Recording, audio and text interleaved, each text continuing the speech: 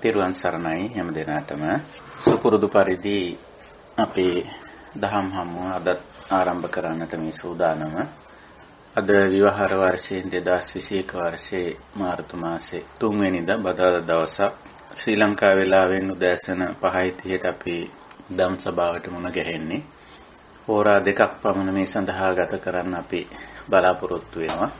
මූලික වශයෙන් අපේ නිවන් මඟට අවශ්‍ය කරන දහම් කරුණු බුද්ධ දේශනා ඔස්සේ සාකච්ඡා කිරීමක් මුල් කාලය තුල අපි සිදු කරනවා. අනතුරුව මෙහි දම් සභාවේ ඉන්න අපේ කල්යාණ මිත්‍රයන්ට විමසිය යුතු මතු කළ යුතු දහම් කරුණු, ඒ වගේම ධර්ම මාර්ගයේ තම තමන්ගේ අත්දැකීම් බෙදා හදා ගැනීම ආදී කටයුතු වලට අපි ඉතිරි කාලය වෙන් කර ගන්නවා. ඊටත් අමතරව පෞද්ගලිකව මුණ ගැහිලා කතා බහ කරගන්නටත් දැන් අපි අවස්ථාව සලසාගෙන තිබෙනවා. මට කීප දෙනෙක් ලියලත් තිබෙනවා. ඒ අයට මම වෙලාවල් දීලා ඇති සමහර ඇත්තන්ට. ඉතින් අපි යනුව මුණ ගැහිලා තවදුරටත් ධර්ම මාර්ගයේ ඉදිරියට යද්දී අපිට අවශ්‍ය කරන කරුණු සාකච්ඡා කරගන්නට ඉඩ අවකාශ සලසා ගමු. මේ හැම දෙයක් තුළින්ම අපි බලාපොරොත්තු වෙන්නේ අපේ ධර්ම අවබෝධය වැඩි දියුණු කරගන්න. වෙනදා වගේම අපි අපේ දහම් හමුව ආරම්භ කරමු. මේ උතුම් ශ්‍රී සද්ධර්මය අවබෝධ කරගෙන අප කෙරෙහි ලෝක සත්වයා කෙරෙහි අප්‍රමාණ කරුණාවෙන් දේශනා කොට වදාළ තථාගත බුදු පියාණන් වහන්සේ බුද්ධ ගෞරවයෙන් සීකරගෙන নমස්කාර පාඨය තුන් වාරයක් කියලා සම්බුද්ධ වන්දනාවෙන් අපි දහම් හමුව ආරම්භ කරමු. නමෝ තස්ස භගවතෝ අරහතෝ සම්මා සම්බුද්දස්ස. නමෝ තස්ස භගවතෝ අරහතෝ සම්මා සම්බුද්දස්ස. නමෝ තස්ස භගවතෝ අරහතෝ සම්මා සම්බුද්දස්ස. සාදු සාදු සාදු. තෙරුවන් සරණයි හැම දිනාටම. අවසරයි දම් සභාවට එකතු වී සිටින පූජනීය ස්වාමින් වහන්සේලා, මෙහෙණින් වහන්සේලා ඇතුළු කල්යාණ මිත්‍ර හැම දෙනාගෙන්ම අපි අප හැම දෙනාගේම නිර්වාණ ශාන්තිය සාක්ෂාත් කර ගැනීම පිණිසත් බුද්ධ ශාසනයේ ශාසනික කර්තව්‍යයක් විදිහටත් ලෝක සත්‍යය කෙරෙහි කරුණාවෙන් කරන උතුම් කටයුත්තක් හැටියටත් මෙවැනි දහම් හමුවක් අපි පවත්වාගෙන යනවා. මේ තුල සිද්ධ වන්නේ අපි දැන් මාතෘකාව තියාගෙන තියෙන පරිදි යථා ස්වභාවය දැකීම, ඇතිතතු දකින්න මේ අප උත්සාහ කරන්නේ. යථා භූත ඥාන දර්ශන, ඇතිතතු දැකීමට බුදුරජාණන් වහන්සේ පාවිච්චි කර වචනේ, අපේ ධර්මයේ යෙදින වචනේ තමයි යථා භූතං ඥාන දර්ශන. එය බුදු පියාණන් වහන්සේ තුල සිද්ධ වුණා. උන්වහන්සේ මානසිකාරයෙන් ප්‍රඥාව මෙහෙवला වීරිය කරලා යථා ස්වභාවය අවබෝධ කරගත්තා. ඒකයි උන්වහන්සේ බුද්ධත්වයට පත් වීමත් සමගම ඒ ප්‍රකාශය කළේ යථා භූතං ඥාන දර්ශනං සුවිසුද්ධං අහෝසි කියලා. තමන් වහන්සේ තුල මේ යථා ස්වභාවය පිළිබඳ තිබූ අන්ධකාරය නැත්තම් තිරය අයින් වෙලා ගිහිල්ලා යථා ස්වභාවයේ දුටුවා. ඉතින් කුමක යථා ස්වභාවයේද දැක්කේ කියලා ප්‍රශ්නයක් ඇහෙන්න පුළුවන්, ප්‍රශ්නයක් මතුවෙන්න පුළුවන්. මේ ලෝකේ යථා ස්වභාවය කියලා අපිට කියන්න පුළුවන්. ඊට පස්සේ ලෝකය කියන්නේ කුමක්ද කියලා කෙනෙකුට නැවත ප්‍රශ්නයක් මතුවෙන්න පුළුවන්. ලෝක කියන්නේ බුදුදහමට අනුව මේ ඇස කන නාසය දිව කය මන කියන පසින්දුරන් සහ මනසට ගෝචර වෙන දේවල්. ඊට පස්සේ මේ පසින්දුරන් සහ මනසට ගෝචර වෙන දේවල් කියන්නේ මොනවද කියලා අහුවොත් නාම ධර්ම සහ රූප ධර්ම. ඉතින් නාම ධර්ම සහ රූප ධර්ම එකට එකතු වෙලා ගොනු වෙලා ක්‍රියාත්මක වෙන අවස්ථා තිබෙනවා. සත්වයේ පුද්ගලයෝ හැටියට සම්මුතික වශයෙන් අපි නම් කරන්නේ, විවාහාර කරන්නේ ඒ නාම රූප එකට ක්‍රියාත්මක වීම. ඉතින් ඒ තමයි අපි දැකීම අපි දන්නා දේ නැත්නම් අපි දැන අවබෝධ කරගත යුතු දේ හැටියට සලකන කාරණේ. ඉතින් ওই විදිහට යථා ස්වභාවය දැකීම කියන කාරණේ ගත්තොත් යථා ස්වභාවය අවබෝධ කර ගැනීම කියන කාරණේ ඔන්නෝම අන්තිමට අපි යථා ස්වභාවය දකින්නේ කුමකද කිව්වොත් මූලික වශයෙන් තමාගෙමයි. මේ නාම රූප පුඤ්ජය දැන් මම කියලා අපි විවහාර කරනවා. මූලික වශයෙන් මේ නාම රූප කට්ටලේට ඒකට ලෝක සම්මතයේ හැටියට රහතන් වහන්සේ පවා හිම කියනවා මම කියලා කියනවා. ඒක ස්වභාවයක්. එතකොට ඒ නාම රූප ක්‍රියාත්මක වීම තමයි අන්තිමට ලෝකය කියලා කියන්නේ. එහි යථා ස්වභාවය දැකීම තමයි මේ යථා භූත ඥාන දර්ශන කියන්නේ. ඊළඟට ප්‍රශ්නයක් එනවා ඇයි අපි එහි යථා ස්වභාවය දැකිය යුත්තේ කියන කාරණේ. මේ යථා ස්වභාවය දැකිය යුත්තේ එහි යථා ස්වභාවය නොදකින විට මේ ලෝකයට ඇලීම ගැටීම මුලාව සිද්ධ වෙනවා. එතකොට ඇලීම ගැටීම මුලාව තුල සිද්ධ වෙන දේ මොකක්ද? එහි ප්‍රතිඵලය කොහොමද? දුක කියන ස්වභාවය මතුවලා එනවා. දුක්ඛ ස්වභාවය ඇති වෙනවා. ඒකයි. එතකොට බුදුදහමේ ඉලක්කය දුකින් මිදීම, දුක්ඛ නිරෝධ. එහෙනම් ඉලක්කයට බුදුදහමේ ඉලක්කයට කෙලින්ම සම්බන්ධයි යථා භූත ඥාන දර්ශනය. ඇති තතු දැකීම. ඉතින් අපි විවිධ විදිහට මේක විග්‍රහ කරගෙන අර්ථකථනය කරගෙන ආවට අන්තිමට දකින්නේ යථා ස්වභාවය දැකීම කියන මාතෘකාවෙන් යථා ස්වභාවය දැකීම කියන කුසලතාවෙන් අන්තිමට අපි දකින්නේ තමා මේ නාම රූප ධර්ම ටික ක්‍රියාත්මක වෙන ආකාරය. මේක තේරුම් ගන්න බැරි වීම තුල තමයි මේ බොහෝ පැටලිලි බොහෝ අර්බුද ගැටලු අපි ඇති කරගෙන තියෙන්නේ. ඉතින් මේ මාතෘකාව ටිකක් පුළුල් මාතෘකාවක් අපි තියාගත්තේ කොහොම නමුත් මේ මාතෘකා වෙනස් වුණාට අපි කතා කරන දේ තෝර බේර ගන්න උත්සාහ කරන දේ විමසන දේ සාකච්ඡා කරන දේ ලොකු පරස්පර දේවල් නෙමෙයි වෙනස් දේවල් නෙමෙයි. නිවන ඉලක්ක කරගත්ත දෙයමයි අපි සොයන්නේ විමසන්නේ තේරුම් ගන්නේ අවබෝධ කරගන්නේ. ඉතින් ওই විදිහට අපි මේ තියාගත්ත මාතෘකාවට අනුව ඇතිතතු දැකීම කියන මාතෘකාව අපි ටිකක් වඩාත් තේරෙන භාෂාවෙන් වඩාත් ප්‍රායෝගික පැතිකඩයන් හරහා ඇතිතතු දකින්න දැන් අපි උත්සාහ කරමින් සිටින්. පහෝගිය සාකච්ඡාවලදී අපි සාකච්ඡා දෙකේදීම නානත්ත්ව සංඥාව නැත්නම් විවිධත්වයේ විෂමත්වයේ විචිත්‍රත්වයේ නානත්වය කියන මේ කාරණේ මතු කරලා ගත්තා ඉදිරියට ගත්තා. ඒ කාරණේ තමයි අපි සාකච්ඡා කළේ. ඉතින් ඒ ඔස්සේම තමයි අදත් අපේ සාකච්ඡාව යන්න බලාපොරොත්තු වෙන්නේ. පහුගිය සාකච්ඡාවේදී අපි මේ පුද්ගල නානත්වය තමයි කතා බහට ගත්තේ. එතෙන්දි මම කීවා මේ පුද්ගලයෝ කිව්වම හුඟක් වෙලාවට Taman අතහැරිලා හිතන ගතියක් හුඟ දෙනෙකුගේ තියෙනවා. එතකොට බුදුරජාණන් වහන්සේ සන්තෝ සංවිජ්ජමානා ලෝකස්මින් චත්තාරෝ හරි පංචමානි හරි තීනිමානි හරි ඒක පුද්ගලෝ හරි ද්වේ පුද්ගලෝ හරි ආදී වශයෙන් මෙහෙම එක්කෙනෙක් මෙහෙම දෙන්නෙක් මෙහෙම තුන් දෙනෙක් මෙහෙම හතර දෙනෙක් මෙහෙම පස් දෙනෙක් ආදී වශයෙන් කියලා පුද්ගල චරිත වර්ගීකරණය කරලා දක්වනකොට ඒකෙන් අදහස් කරන්නේ තමනුත් ඇතුළත්. දැන් ඔය පුද්ගල වර්ගීකරණය දේශනා කරන හැම වෙලාවකම බුදුරජාණන් වහන්සේත් ඇතුළත් වෙලා තියෙන මේ දේශනාව. උන්වහන්සේත් ඇතුළත් වෙලා තියෙනවා. දැන් අපි කලින් සාකච්ඡා කළ සූත්‍රයක් මම නැවත මතක් කළොත් එක තැනක අපි කතා කරා පුද්ගලයෝ 4 දෙනෙක් ගැන බුදුරජාණන් වහන්සේ දේශනා කළා. සාවජ්ජෝ අපවජ්ජෝ වජ්ජ බහුලෝ අනවජ්ජෝ කිය. එතකොට ඔය ඔහොම දේශනා කරපුවාම බුදුරජාණන් වහන්සේත් මෙතනින් එක්කෙනෙක් එක පුද්ගලයෙක්. ඒ කවුද? අර හතරවැනි කෙනා.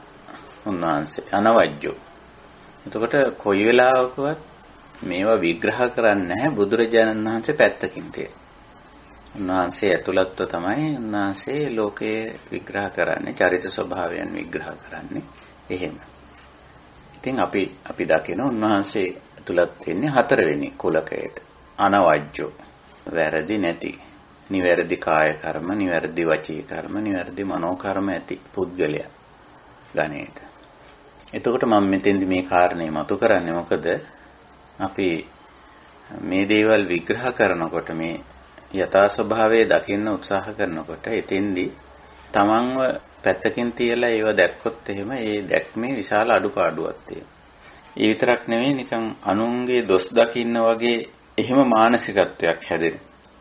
යම්කිසි හොඳක් නරකක් යම් ස්වභාවයක් ගති ගුණයක් ලක්ෂණයක් ස්වરૂපයක් ගැන අපි සාකච්ඡා කරනවානේ. සාමාන්‍යයෙන් අපි එකතු වුණාමත් මිනිස්සුયો ගැන හුඟක් කතා කරනවා. ඒ හම වුණාම මොන ගැහුණාම අපේ සිරිතක් තියෙනවා මේ දන්න කියන අය ගැන, යාළු මිත්‍රයෝ ගැන, නැහැදෑයෝ ගැන. එහෙම කතා කරනවා. ඉතින් එහෙම කතා කරද්දී අපි කතා කරන්නේ හුඟක් ගති ගුණ ගැන.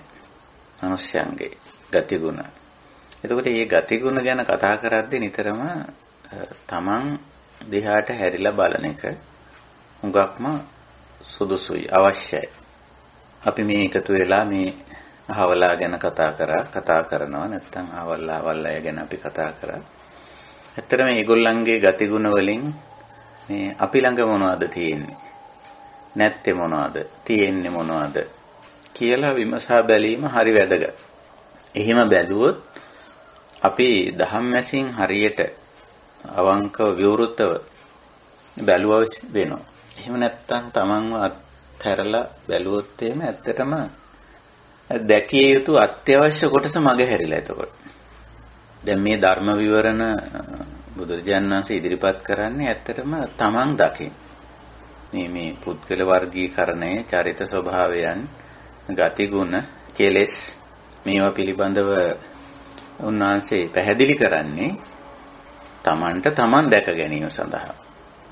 ඉතින් අපි ඔය කතා බහ කලින් සාකච්ඡාවේදී කරපුවා මට මේ යෝගී කීප දෙනෙක් කතා කරලා කිව්වා මේ ඔබ වහන්සේ අර හඬේ කතාවක් කිව්වා නේද? මේ සමහර වෙලාවට යන්තම් පුරපක්ෂයේ පුරපෑලවිය හඳ වගේ කළු පාට වැඩි පොඩි සුදු තීරුවක් තියෙන ආලෝක තීරුවක් තියෙන චරිත ඊළඟට අවපෑලවිය හඳ වගේ සමහරු ඒ කියන්නේ ආලෝක පක්ෂයේ වැඩි පොඩි කළු තීරුවක් තියෙනවා.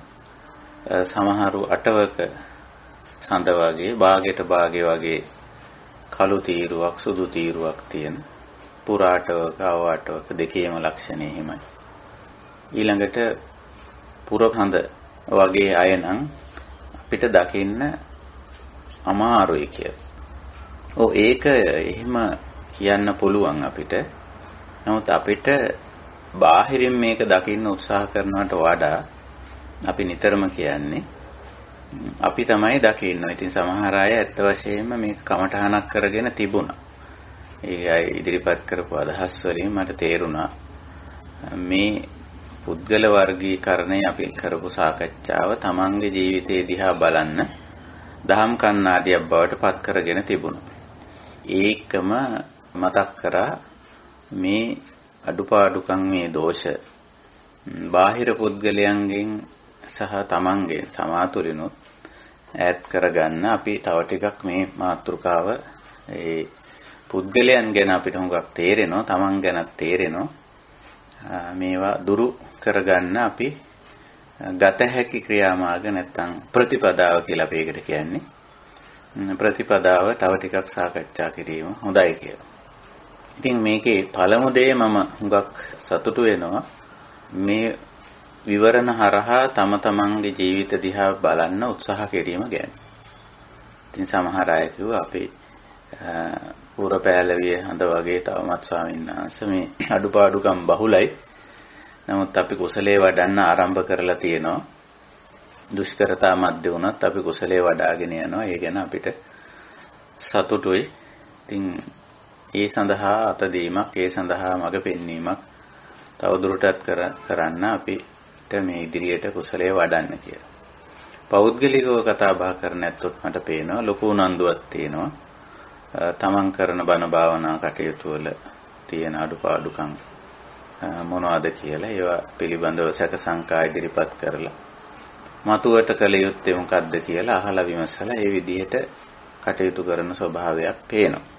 අපි ඒක පිළිබඳව සාසනික අර්ථයෙන් සතුටු වෙනවා. මොකද මේ මෙහිම කරනකොට තමයි ආර්යෝ බිහි වෙන්නේ. බුද්ධ ශ්‍රාවකයෝ බිහි වෙන්නේ. ශාසනය දියුණු වෙන්නේ. මේ දහම සජීවී වෙන්නේ අපි මෙහිම ගුණ දහම් පුරනකොට තමයි. බුදුරජාණන් වහන්සේත් ඒ කාරණේ මතක් කරලා දීලා තියෙනවා.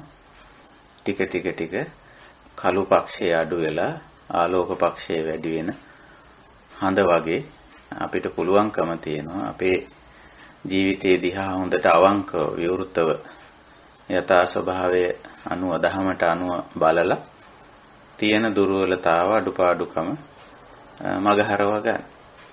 ඉතින් සමහර විට දෘෂ්ටිමය දෝෂ තියෙන්න පුළුවන්. ඒ කියන්නේ තේරුම් ගැනීමේ අඩුපාඩුකම් තියෙන්න පුළුවන්. බුද්ධිමය අංශයේ යම් අඩුපාඩුකම්. ඒවා මගහරව ගන්න බොහොම පහසුවෙන් පුළුවන් අපිට.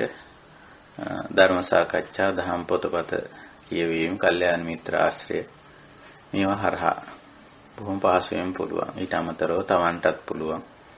හැමෝටම මෙනෙහි කරන්න හැකියාව තියෙනවා. මානසිකාර කරලා බලලා, ගලපලා බලලා එහෙම කරන්න පුළුවන්. කරලා මේ වැරදි දෘෂ්ටි වලින් අයින් වෙන්න පුළුවන්. ඒ කළු පක්ෂය ගැන මම කියන්නේ. ඉතින් එහෙම අයින් වෙන්න පුළුවන්. ඒ වගේම චිත්තාවේගී අංශය තමයි හුඟක් අය කියන පැත්ත. තවමත් අපි හැඟීම් වලදී හැඟීම් ආපුවාම තවමත් ටිකක් ඒව හසුරුවා ගැනීම සඳහා තියෙන හැකියාව තවමත් අඩුයි කියලා. නමුත් එහෙම ඒවට හුරු පුරුදු වෙන්න ඕන.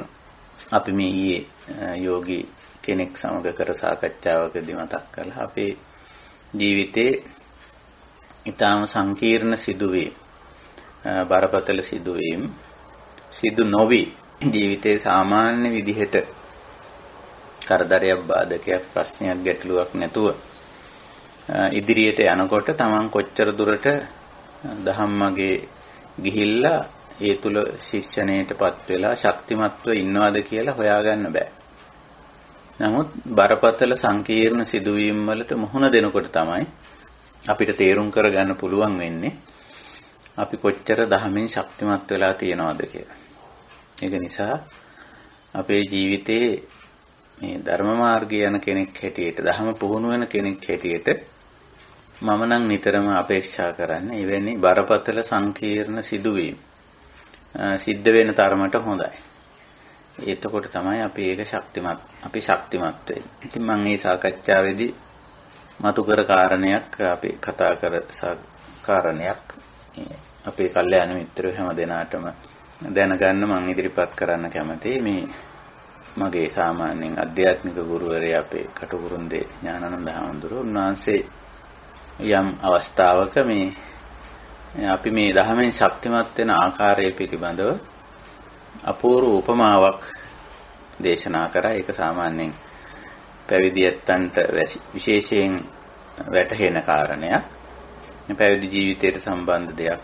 බොහෝ වෙලාවට ඒක කරගල ගාලා මේ දැලිපිහිය මදිනවා කියලා කාරණයක් අපේ තියෙනවා. ඒ කියන්නේ ඉස රැවුල් බෑම සඳහා ඉස්සර පාවිච්චි කරේ දැලිපිහිය කියන උපකරණ. දැන් නම් ඒවට වෙනත් උපකරණ තියෙනවා. මේ නමුත් ඒ උපකරණය දැලිපිහිය කියන උපකරණය අපිම මෝහත් කරගන්න ඕන. දැනට තියෙන මේ හිස රැවුල් බාන බ්ලේඩ් එකක මෝහත මට්ටමටම ඒක සකස් කරන්න පුළුවන් අතින්. එහෙම කරලා බොහොම මේ සියුම් විදිහට ඒක පාවිච්චි කිරීමක් තියෙනවා. ඉතින් මේක මෝහත් කිරීමේදී මීට වඩා රළු දෙයක තමයි අතුල්ලන්නේ. දැන් අපි දන්න ඕනම පිහියක් වැනි දෙයක් මෝහත් කරනකොට අපි ඒකේ රළු දෙයක අතුල්ලනවා. ඇතිල්ලීමෙන් තමයි එහි මෝහත මතු වෙලා එන්නේ, මතු කරගන්නේ අපි. හැබැයි ඒ රළු දෙය අතුල්ලන විදිහක් තියෙනවා. ඒ විදිහට ඇතිල්ලුවොත් තමයි එහි මෝහත එන්නේ.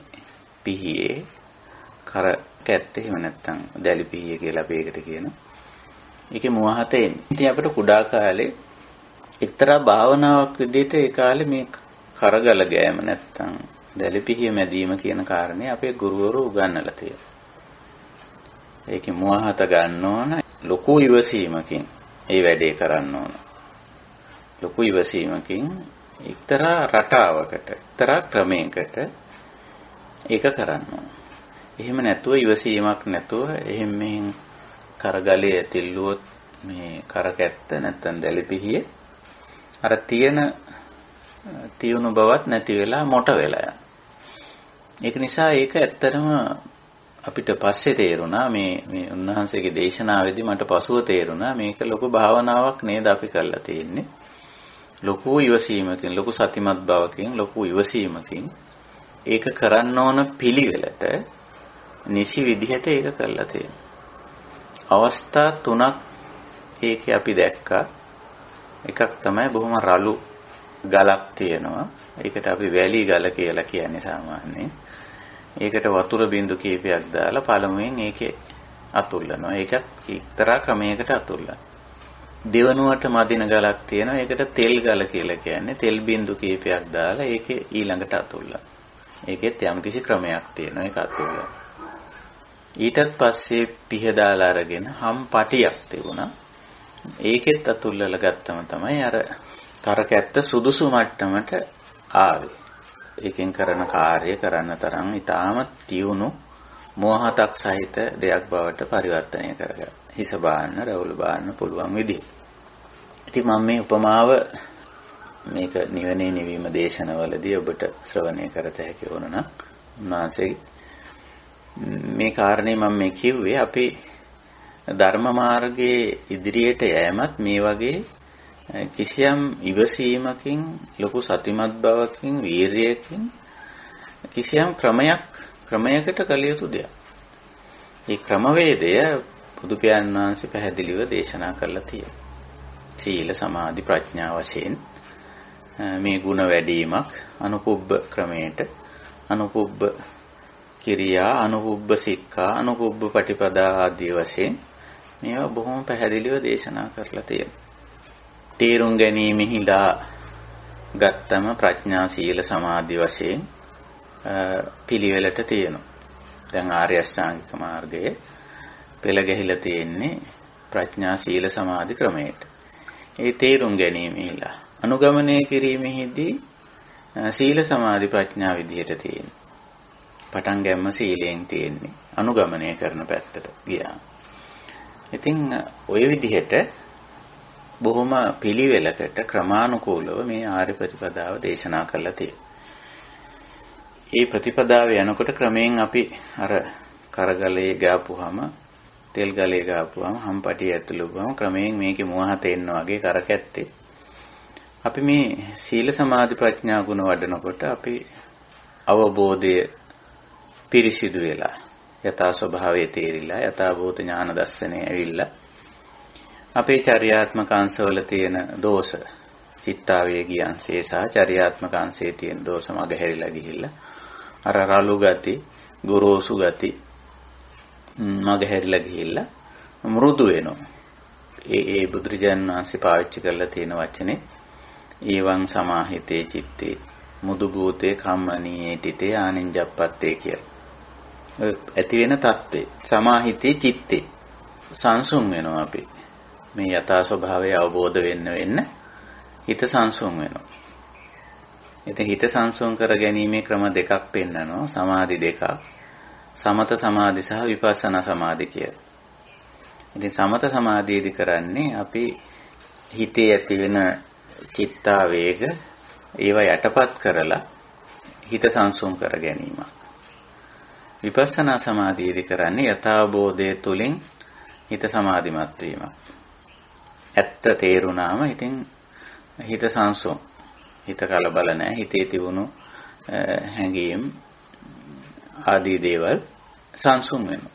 ඒක නිසා විපස්සනා සමාධිය යථාභූත ඥාන දර්ශන කිව්වේ විපස්සනාවට ඇතිතතු දැකීම කියවම නාම රූප ධර්ම වල යථා ස්වභාවය ජීවිතයේ යථා ස්වභාවය මනුෂ්‍ය ජීවිතයේ යථා ස්වභාවය අපේ චරිතවල විවිධත්වය විෂමත්වය විචිත්‍රත්වය ඒවා දැක්කම අර ඒවා අවබෝධ කරගත්තේ නැතුව හිටි කාලේ තිබුණු කලබල ගති නොසන්සුන් ගති කම්පිත වෙන ස්වභාවය සැලෙන ගතිය චංචල වෙන ගතිය ඒක මගහැරෙනවා. ඒවා මගහැරිලා එන සංසුන් මානසිකත්වයට තමයි සමාධි කියන්නේ. එතකොට විපස්සනාවෙන් එන සමාධිය තමයි ස්ථාවර. තහවුරු වෙච්ච දෙයක් වෙන්නේ. ඒක ආපහු වෙනස් වෙන්න ඉඩක් නැහැ.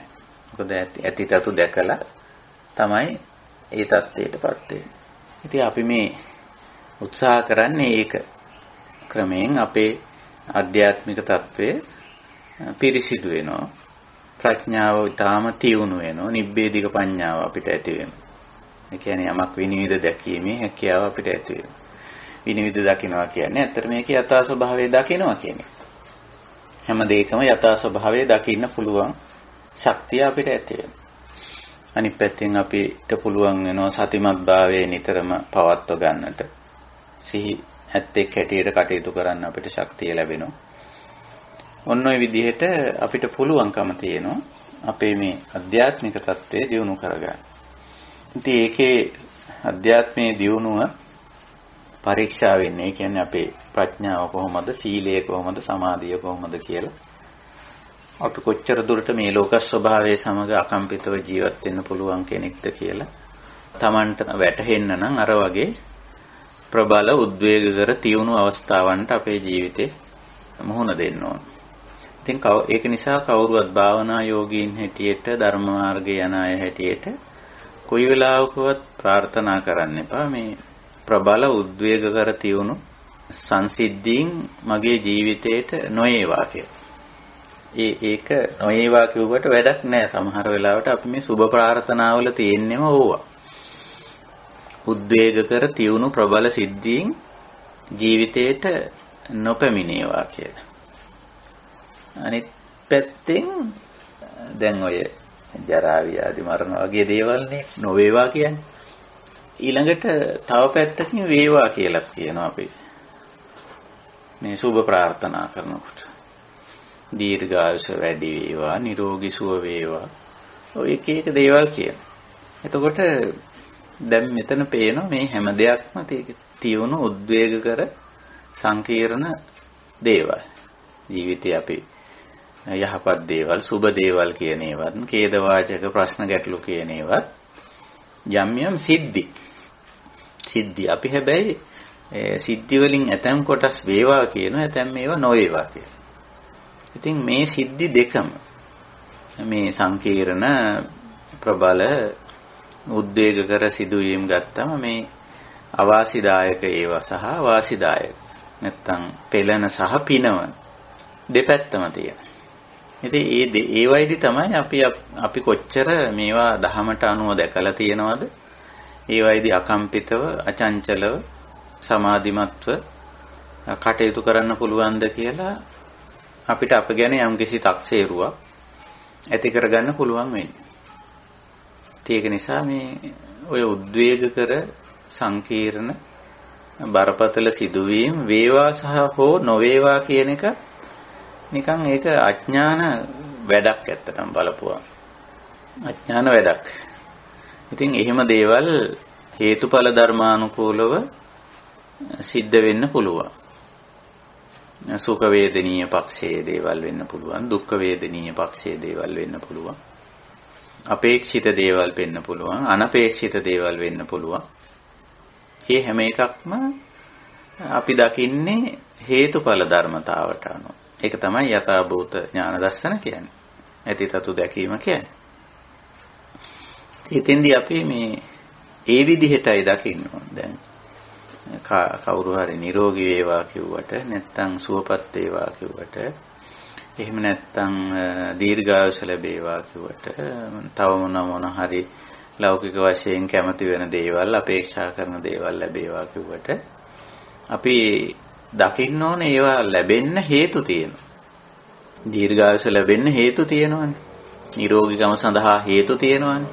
පැහැදිලිවම අපි මේ හේතුනේ ඇති කරන්නේ නිරෝගීකම ලැබේවා කියලා අපි ඊට අවශ්‍ය සෞඛ්‍ය හා සනීපාරක්ෂක පිළිවෙත් ඖෂධ භාවිතයන් නිසි ආහාර විහරණ මේවා පරිහරණය කිරීමක් හරහානේ අපි නිරෝගී භාවය කියන එක ඇති කරගෙන තියෙන. ඒවනේ හේතු.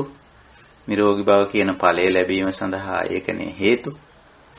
එතකොට අපි මේ හේතුඵල දැක්කොත්නේ ඇතිතතු දැක්ක වෙන්නේ.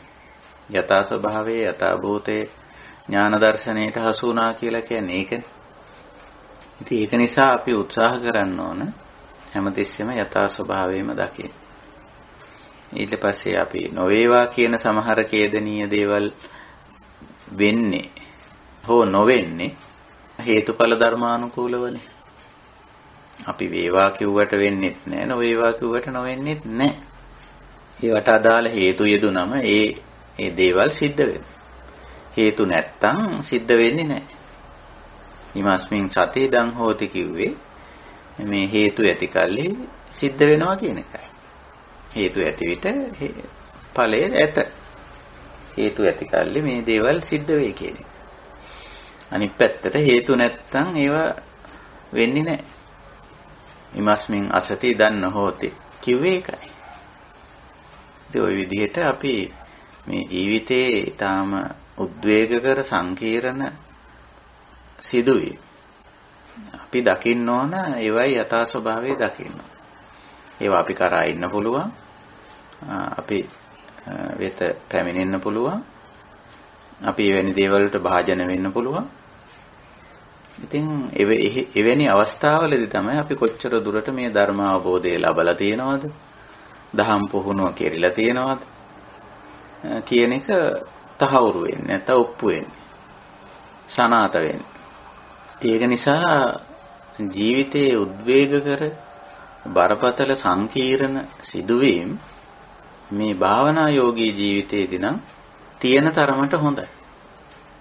අර කරගලේ ඇතුළන පිහිය මෝහත් වෙනවා වගේ. ඒක ඇතිල්ුවේ නැත්නම් මේ මෝහත් වෙන්නේ නැහැ. ඒ වගේ තමයි මේ සිද්ධි වලට බඳුන් වීම. ඒ නිසා තම තමන්ගේ ජීවිතවල එන දැනටමත් තියෙන උද්වේගකර සංකීර්ණ බරපතල සිදුවීම්. ඒ වගේම මතුවට මුහුණ දෙන ඒවා නිතරම අපි කමටහන් කරගමු. ඒකයි අවශ්‍ය. එතකොට අපිට යථා ස්වභාවයේ ඒ තුලින් දකින්න පුළුවන්කම තියනවද? ඒ වගේම දැකලා අකම්පිතව ඉන්න පුළුවන්කම තියනවද කියලා තක්සේරු වෙන්නේ වගේ වෙලාව. ඉතින් ওই කාරණේ මම මතක් කළේ අපිට මේවා වැදගත් වෙනවා. සමහර දේවල් අපි පෞද්ගලික සාකච්ඡාවලදී කරන දේවලුත් පොදුවේ හැම දිනාටම වැදගත් වෙන අවස්ථාවල අපි ඒවා මතු කරලා ගන්න බලාපොරොත්තු වෙනවා. එතකොට අපි අපේ ජීවිතයේ විශේෂ දෙයක් තමයි මේ පුද්ගල සම්බන්ධතාවය. ඉතින් පුද්ගල සම්බන්ධතාවයෙන් තොරව අපිට ජීවත් වෙන්න හැකියාවක් නැහැනේ කාටවත්. හැම දිනෙකටම තවත් පුද්ගලයෙකුගේ උදව් උපකාර සහයෝගයේ මඟ පෙන්වීම අවශ්‍යයි.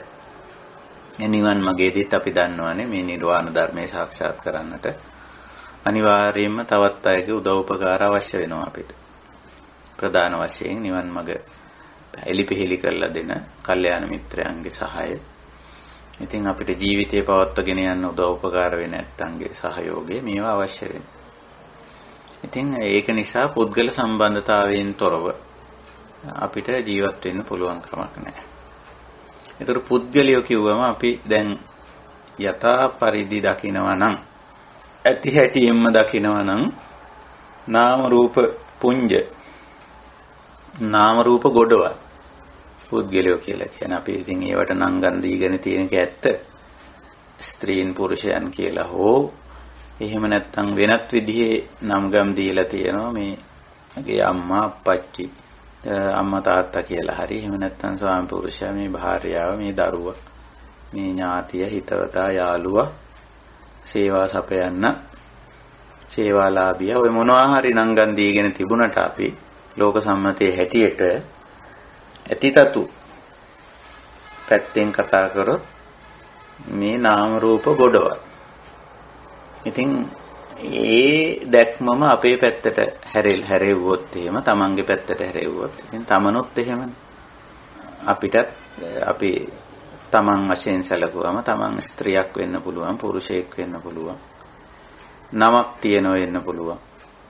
තනතුරක් තාන්නයක් මාන්නයක් තියෙනව වෙන්න පුළුවන්. දක්ෂ පක්ෂකම් මොනවා හරි තියෙන්නත් පුළුවන්. දැන අවබෝධයන් තියෙන්න පුළුවන්. තමා වශයෙන් ගත්තම තමා තුල. නමුත් තමනොත් නාම රූප ගොඩක්. නාම රූප පුඤ්ජය. ඉතින් මේ නාම රූපයන් තමයි අපි මේ තේරුම් ගනිමින් සිටින්නේ. පුද්ගල වර්ගීකරණය නමින් බුදු පියාණන් වහන්සේ අපිට පෙන්වලා දෙන්නේ. මේ නාම රූප කඳු ඒවයි යථා ස්වභාවය, ඒවයි ඇති තතු ඇත්ත తত্ত্বය අපි මේ තේරුම් ගනිමින් සිටින්නේ, අවබෝධ කර ගනිමින් සිටින්නේ. ඉතින් ඒක හුඟක් වැදගත් වෙනවා මේ අකම්පිත ජීවිතේ ගොඩනගා ගන්න. අනිශ්චිත විහරණය ගොඩනගා ගන්න. ඇලෙන්නේ ගැටෙන්නේ මුලා වෙන්නේ නැතුව කටයුතු කරන්න. මේ යථා ස්වභාවය අවබෝධ කර ගැනීම, ඇතිතතු දැකීම උපකාරී. හොඳයි අපි බුද්ධ දේශනාවලටත් යනවනේ. මේ සාකච්ඡාවේදී ඒක නිසා මම කැමතියි කලින් අර සාකච්ඡාවේදීත් මේ සූත්‍ර මතුවෙච්ච සූත්‍ර දෙකක් සැලකිල්ලට ගන්න. පුද්ගල වර්ගීකරණයකටත් වඩා පුද්ගල වර්ගීකරණයකුත් මෙතන තියෙනවා. නමුත් එතන හුඟක්ම වැදගත් වෙන්නේ අපිට ප්‍රතිපදාව. ඒ කියන්නේ විවිධ වර්ගයේ පුද්ගලයන් සමග කටයුතු කිරීමේදී කෙලෙස් ඇති කරගන්න නැතුව, කම්පිත වෙන්නේ නැතුව, චංචල වෙන්නේ නැතුව කටයුතු කරන්නේ කොහොමද කියන එක තමයි අපිට හුඟක් වැදගත් වෙන්නේ. දැන් පුද්ගල චරිත ස්වභාවයන් නම් අපි හුඟක් තේරුම් අරගෙන ඇති. උදාහරණයක් හැටියට දැන් විසුද්ධි මාර්ගයේ වුණත් ඔය රාග චරිත, ද්වේෂ චරිත, මෝහ චරිත, සද්ධා චරිත, බුද්ධි චරිත, විතක්ක චරිත කියලා එහෙම වර්ගීකරණයක් කරලා තියෙනවා, දැකලා ඇති. ඉතින් ඊට වැඩිය බුදුරජාණන් වහන්සේ බුද්ධ දේශනාවල, ශ්‍රාවක දේශනාවල කෙරෙන වර්ගීකරණයන් හරි වැදගත්. මම මෙතෙන්දී අර තෝරගන්නවා පහුගිය සාකච්ඡාවේදී මහත්මයෙක් මතු කළ අර ආඝාත පටිවිනේ සූත්‍ර දෙක. ඒ ඇතුළත් වෙලා තියෙන්නේ අංගුත්තර නිකායේ පංචක නිපාතේ. ඇතුළත් වෙලා තියෙන්නේ ආඝාත පටිවිනේ සූත්‍ර දෙකම පංචක නිපාතයේ තියෙනවා ආඝාත වර්ගය කියලා කොටසක්. එහි ඇතුළත් වෙලා තියෙනවා. එතකොට මේ දේශනා දෙක, පළවෙනි දේශනාව බුද්ධ දේශනාව, දෙවෙනි දේශනාව සරියුත් හාමුදුරුවන්ගේ දේශනාව.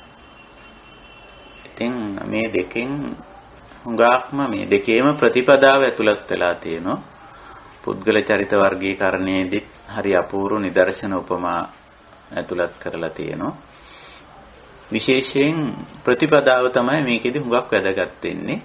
දැන් පළවෙනි දේශනාවට අපි ගිහිල්ලා බැලුවොත් බුදුරජාණන් වහන්සේ පුද්ගල චරිත පෙන්නලා, ඉතින් මේ පුද්ගලයා සමග කටයුතු කිරීමේදී අපි තුල වර්ධනය කරගත යුතු ගුණාංග තමයි පෙන්වන්නේ. ඒක තමයි අපිට හුඟක්ම වැදගත් වෙන්නේ. දැන් මේ පුද්ගල චරිත තේරුම් ගැනීමත් වැදගත්. නමුත් ඒ චරිත සමග ඇලෙන්නේ ගැටෙන්නේ මුලා වෙන්නේ නැතුව, කෙලෙස් හදාගන්න නැතුව ඉඳීම අපේ ආර්ය ශ්‍රාවකයාගේ වගකීම. එතකොට ඒක තමයි හුඟක්ම වැදගත් වෙන්නේ. ඉතින් පළවෙනි පඨම ආඝාත පටිවිනේ සූත්‍රය. ඔය පඨම ဒုတိ ය කියලා එහෙම සඳහන් කරන්නේ එක වගේ දෙකක් තියෙනකොට පළවෙනි එක පඨම, දෙවෙනි එක ဒုတိ ය, සමහර තවත් තියෙනවා නම් තතිය, චතුර්ථ පංචම ආදී වශයෙන් එක නමින් තියෙනකොට එහෙම සූත්‍ර නම් කරනවා. ඒක පළවෙනි ධර්ම සංගායනාවේදී මහරහතන් වහන්සේලා කරපු දෙයක්. පඨම ආඝාත පටිවිනේ සූත්‍රය බුද්ධ දේශනාව. එතකොට ආඝාත කියන්නේ සාමාන්‍යයෙන් තරහ කියන එක.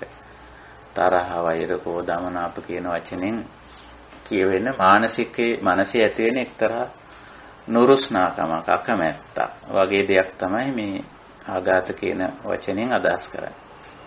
පටි විනය කියන්නේ ඒක දුරු කර ගැනීමේ ප්‍රතිපදා. විනය කියන වචනේ අපි දන්නෝනේ හැම නිතරම අදහස් වෙන්නේ එක්තරා ශික්ෂණයක්නේ, එක්තරා ආකාරයක පුහුණුවක්නේ. එතකොට මේ ආඝාතේ නැත්තම් යම් පුද්ගලයෙක් කෙරෙහි ඇතිවෙන අමනාපය, නුරුස්නාකම, අකමැත්ත බැහැර කර ගැනීමේ ප්‍රතිපදාව. ඒක තමයි බුදු පියාණන් වහන්සේ මෙතෙන්දී පැහැදිලි කරන්නේ. එතකොට පංචමේ භික්ඛවේ ආඝාත පටිවිනය අපිට මේ කරුණු පහක් මේ ප්‍රතිපදාවෙහිලා පෙන්වා දෙන්න බුදු පියාණන් වහන්සේ කැමති වෙනවා. යත් බික්කුණෝ uppannෝ ආඝාතෝ සබ්බසෝ පටිවිනීතබ්බෝ. දැන් අපේ ධර්ම මාර්ගයේ තියෙනවා සම්මා වායාමයට ගියාම uppannānaṁ akusalaanaṁ dhammānaṁ පහාන කියලා කොටසක්. උපන් අකුසල් දුරු කිරීම. අන්න ඒ පැත්තට අදාළව මේ දේශනාව යන්නේ. uppannෝ ආඝාතෝ පටිවිනේති දුරු කිරීම. උපන් අකුසලයේ දුරු කිරීම කියන අංශයට අදාළව යන්නේ. කොහොමද එවැනි ක්‍රම නැත්තම් එවැනි ප්‍රතිපදා පහක් කියන. එතෙන්දි කියනවා යස්මින් බික්කවේ පුද්ගලේ ආඝාතෝ ජායේත යම් කෙනෙක් පිළිබඳව ඔබට නුරුස්නාකමක් අකමැත්තක් ඇති වුණොත් එහෙම ඇති වෙන්න පුළුවන්. ඒක ධර්මතාවයක්, ස්වභාවයක්. එහෙම දෙයක් ඇති වෙන්නේ නැත්නම් බුදුහාමුදුරුවෝ මෙහෙම දේශනාවක් කරන්නේ නැහැ. අපිට පුද්ගලයෝ එක්ක ජීවත් වෙනකොට, සමාජයේ ජීවත් වෙනකොට ආඝාත ඇති වෙන එක ස්වභාවයක්. ඒක ධර්මතාවයක්. ඒක යථා ස්වභාවයක්, යථා භූතයක් ඒක. යථා භූතයක්, ඇති තත්වයක්, ඇත්ත තත්වයක් ඒක. එතකොට ඒකට මුහුණ දෙන විදිහ අපි ඒකෙදි අපේ ප්‍රතිපදාව තමයි බුදු පියාණන් වහන්සේ දේශනා කළා තියෙන්නේ. ඉතින් පළවෙනියට කියනවා යස්මින් පුද්ගලී ආඝාතෝ ජායේත අපිට කවුරු හරි එක්ක පොඩි නුරුස්නාකමක් අකමැත්තක් තරහක් වෛරයක් හෝ දෙයක් ඇති වුණොත් දැනටත් ඇති වෙලා තියෙනවා නම් අපේ හිතවල එහෙම තියෙනවා නම් මෙත්තා තස්මින් පුද්ගලේ භාවේ තබ්බා තස්මින් පුද්ගලේ ඒ පුද්ගලයා අලලා ඔහුට අදාළව නැත්නම් ඔහු කෙරෙහි ඔහුට මෙත්තා භාවේ තබ්බා මෛත්‍රිය වඩන්න කියලා කියනවා. මොකද්ද මේ ඒ පුද්ගලයා කෙරෙහි මෛත්‍රිය වඩනවා කියලා කියන්නේ? දැන් ඕක අපි දැනට භාවිතා වෙන ආකාරය භාවේ තබ්බය මෙතන පාවිච්චි කරන වචනේත් භාවේ තබ්බා කියලා. භාවිතා වෙන ආකාරය ඒ තරම්ම මේ ගුණය වැඩි වීමට හේතු වන කාරණයක් නෙවෙයි. බොහෝ වෙලාවට මේ පුද්ගලයා එක්ක වචනෙන් කියනවා එයා සුවපත් වේවා, නිදුක් වේවා, එයාගේ තියෙන තරහ හිත නැති වේවා, හරි මොනවා හරි කියනවා. එහෙම නැත්නම් හිතින් එහෙම හිතනවා. ඒක නෙමෙයි මෛත්‍රී කරනවා කියලා කියන්නේ. අපිට යම් පුද්ගලයෙක් සමග ඇති වෙලා තියෙනවනේ කිසියම් නුරුස්නාකමක් අකමැත්තක් ඔහුගේ නොගැලපීම නිසා ඔහුගේ ක්‍රියාකාරකම් නිසා ඔහුගේ අදහස් නිසා අපට යම් ආකාරයක ඇති වෙලා තියෙන්න පුළුවන් අපහසුතාවය බාධාකාරී ගතිය දැනෙනවා අපිට. එතකොට මෙත්තා භාවේ තබ්බා කියලා කියන්නේ අපි මිත්‍රශීලී විදිහට කටයුතු කරන්න. ඒ පුද්ගලයා නිදුක් වේවා, නිරෝගී වේවා, සුවපත් වේවා කියන එක ඒ පුද්ගලයාගේ හිතේ තියෙන තරහමනාප නැති වේවා කියලා කියන එක නෙමෙයි. මෛත්‍රිය වඩනවා කියලා කියන්නේ අපි උත්සාහ කරන්න ඕන අර පුද්ගලයා සමග නොගැටී කටයුතු කරන්න. ගැටෙන ගතියනේ තරහ කියන්නේ. මෙත්තා කියන්නේ නොගැටෙන. මෙත්තා භාවේ තබ්බා. මෛත්‍රිය වඩා ගන්න ඕන කොහෙද? තමන් තුළ. තමන් තුළ මෛත්‍රී ගුණය වඩා ගන්නවා. මෙතන ඉන්නවා අපිට ගැළපෙන්නේ නැති කෙනෙක්. නැත්තම් අපිට අපේ ජීවිතේ අපි කැමති විදිහට නෙමෙයි තැනත්ත කටයුතු කරන්න හිතන්නේ. වැඩ කරන්නේ. ඉතින් එහෙමයි ඉන්න පුළුවන්. එහෙම කෙනෙක් එහෙම අය වටේ ඉන්නකොට මේ හොඳයි. අපි හිතන්නේ අපි සාමාන්‍යයෙන් කියන්නේ එහෙම අය දකින්න නොලැබේවා, අසන්න නොලැබේවා, ඇසුරට නොවේවා කියලානේ කියන්නේ. නමුත් ධර්ම මාර්ගයේදී අපේ ಗುಣ වඩා ගන්න එවැනි අය වැදගත්. එතකොට තමයි අපේ ಗುಣ වැඩෙන්නේ. ඒක නිසා බුදුරජාණන් වහන්සේ අපිට කියනවා උපදෙස් දෙනවා මෙත්තා භාවිතබ්බ. ඔබ තුල තමන් තුල මම තුල මෛත්‍රී ගුණය වඩා ගන්න ඕන. අර පුද්ගලයා ඇසුරෙන්. කවුද? අර රළු පරළු ගති ගුණ තියෙන නැත්තම් කියන දේ නාහන ශික්ෂණයක් නැති පිළිවෙලකට වැඩක් කරන්නේ නැති ඔය වගේ අය ඉන්න පුළුවන්. එහෙම අය ඇසුරෙන් මේ ආඝාත කියන தත්ත්වය ඇති වෙන්නේ, ගැටෙන ගති ඇති වෙන්නේ. එතකොට අපි තුල ඒක වර්ධනය කරගන්න ඕන. මෛත්‍රී ගුණය ඇති කරගන්න. ඔහු අසුරු කර තස්මින් පුද්ගලයේ කියලා තියෙන්නේ ඒ පුද්ගලයා අසුරු කරගෙන අර කරගලේ නැත්තම් දැලිපිහිය අර ගලේ අතුල්ලනවා වගේ වැඩක් මේ. ඒ උපමාවෙන් කිව්වා. ඒකයි මේ තස්මින් පුද්ගලයේ කියලා මේ යෙදුම තියෙන්නේ. ඒ පුද්ගලයා අසුරු කරගෙන අපි අප තුල ගුණය වඩා ගන්න. ඒ කරගලේ අතුල්ලන්න පිහියේ මුවහත තමයි වැඩි වෙන්නේ. පිහියේ මුවහත එන විදිහටයි අපි කරගලේ පිහිය අතුල්ලන්නේ. එතකොට අපිට මේ කරගල නැතුව පිහිය මුවහත් කරගන්න බෑ. ඒක අවශ්‍යයි. එතකොට අපි මේ පුහිය මුවහත් කිරීමේ ක්‍රමයක් දැනගෙන තියෙනවා. එහෙනම් මෛත්‍රිය වඩන අපි තුල මෛත්‍රිය වඩා ගන්න ක්‍රමය අපි දැනගෙන තියෙනවා. දැන් මෙතන අපිට මෛත්‍රිය වඩා ගන්න අවශ්‍ය හේතුවක් ඉදිලා තියෙනවා. අර කරගල වගේ ගොරෝසු ස්පර්ශයක් කියන එකයි කරගල කියලා කියන්නේ. ගොරෝසු ස්පර්ශයක අපි මේක අතුල්ලා. අර ගොරෝසු පුද්ගලයෙක් සමග අපි ජීවත් වෙනවා. ජීවත් වෙනකොට කොහොමද මේක වර්ධනය කරගන්නේ? එහෙනම් මෙතන තියෙනවා හිතන ක්‍රමයයි, කතා කරන ක්‍රමයයි, වැඩ කරන ක්‍රමයයි කියලා තුනක්. මෙත්තා කාය කර්මය, මෙත්තා වචී කර්මය, මෙත්තා මනෝ කර්මය. ඒක තමයි මෛත්‍රිය වඩනවා කියලා කියන්නේ. මෙත්තා කාය කර්මය තමන්ගේ මෙත්තා කාය කර්මය. මිත්‍රශීලීව වැඩ කරනවා. අනිත් පුද්ගලයාත් එක්ක. අනිත් එක්කෙනා සාමාන්‍යයෙන් ගැටෙන කෙනෙක්. පිළිවෙලකට වැඩ කරන්නේ නැති කෙනෙක්. ඔහොම තියෙනවා. රළු පරළු කෙනෙක්. එතකොට අපි තුලනේ මේ ගුණය වඩාගන්නේ.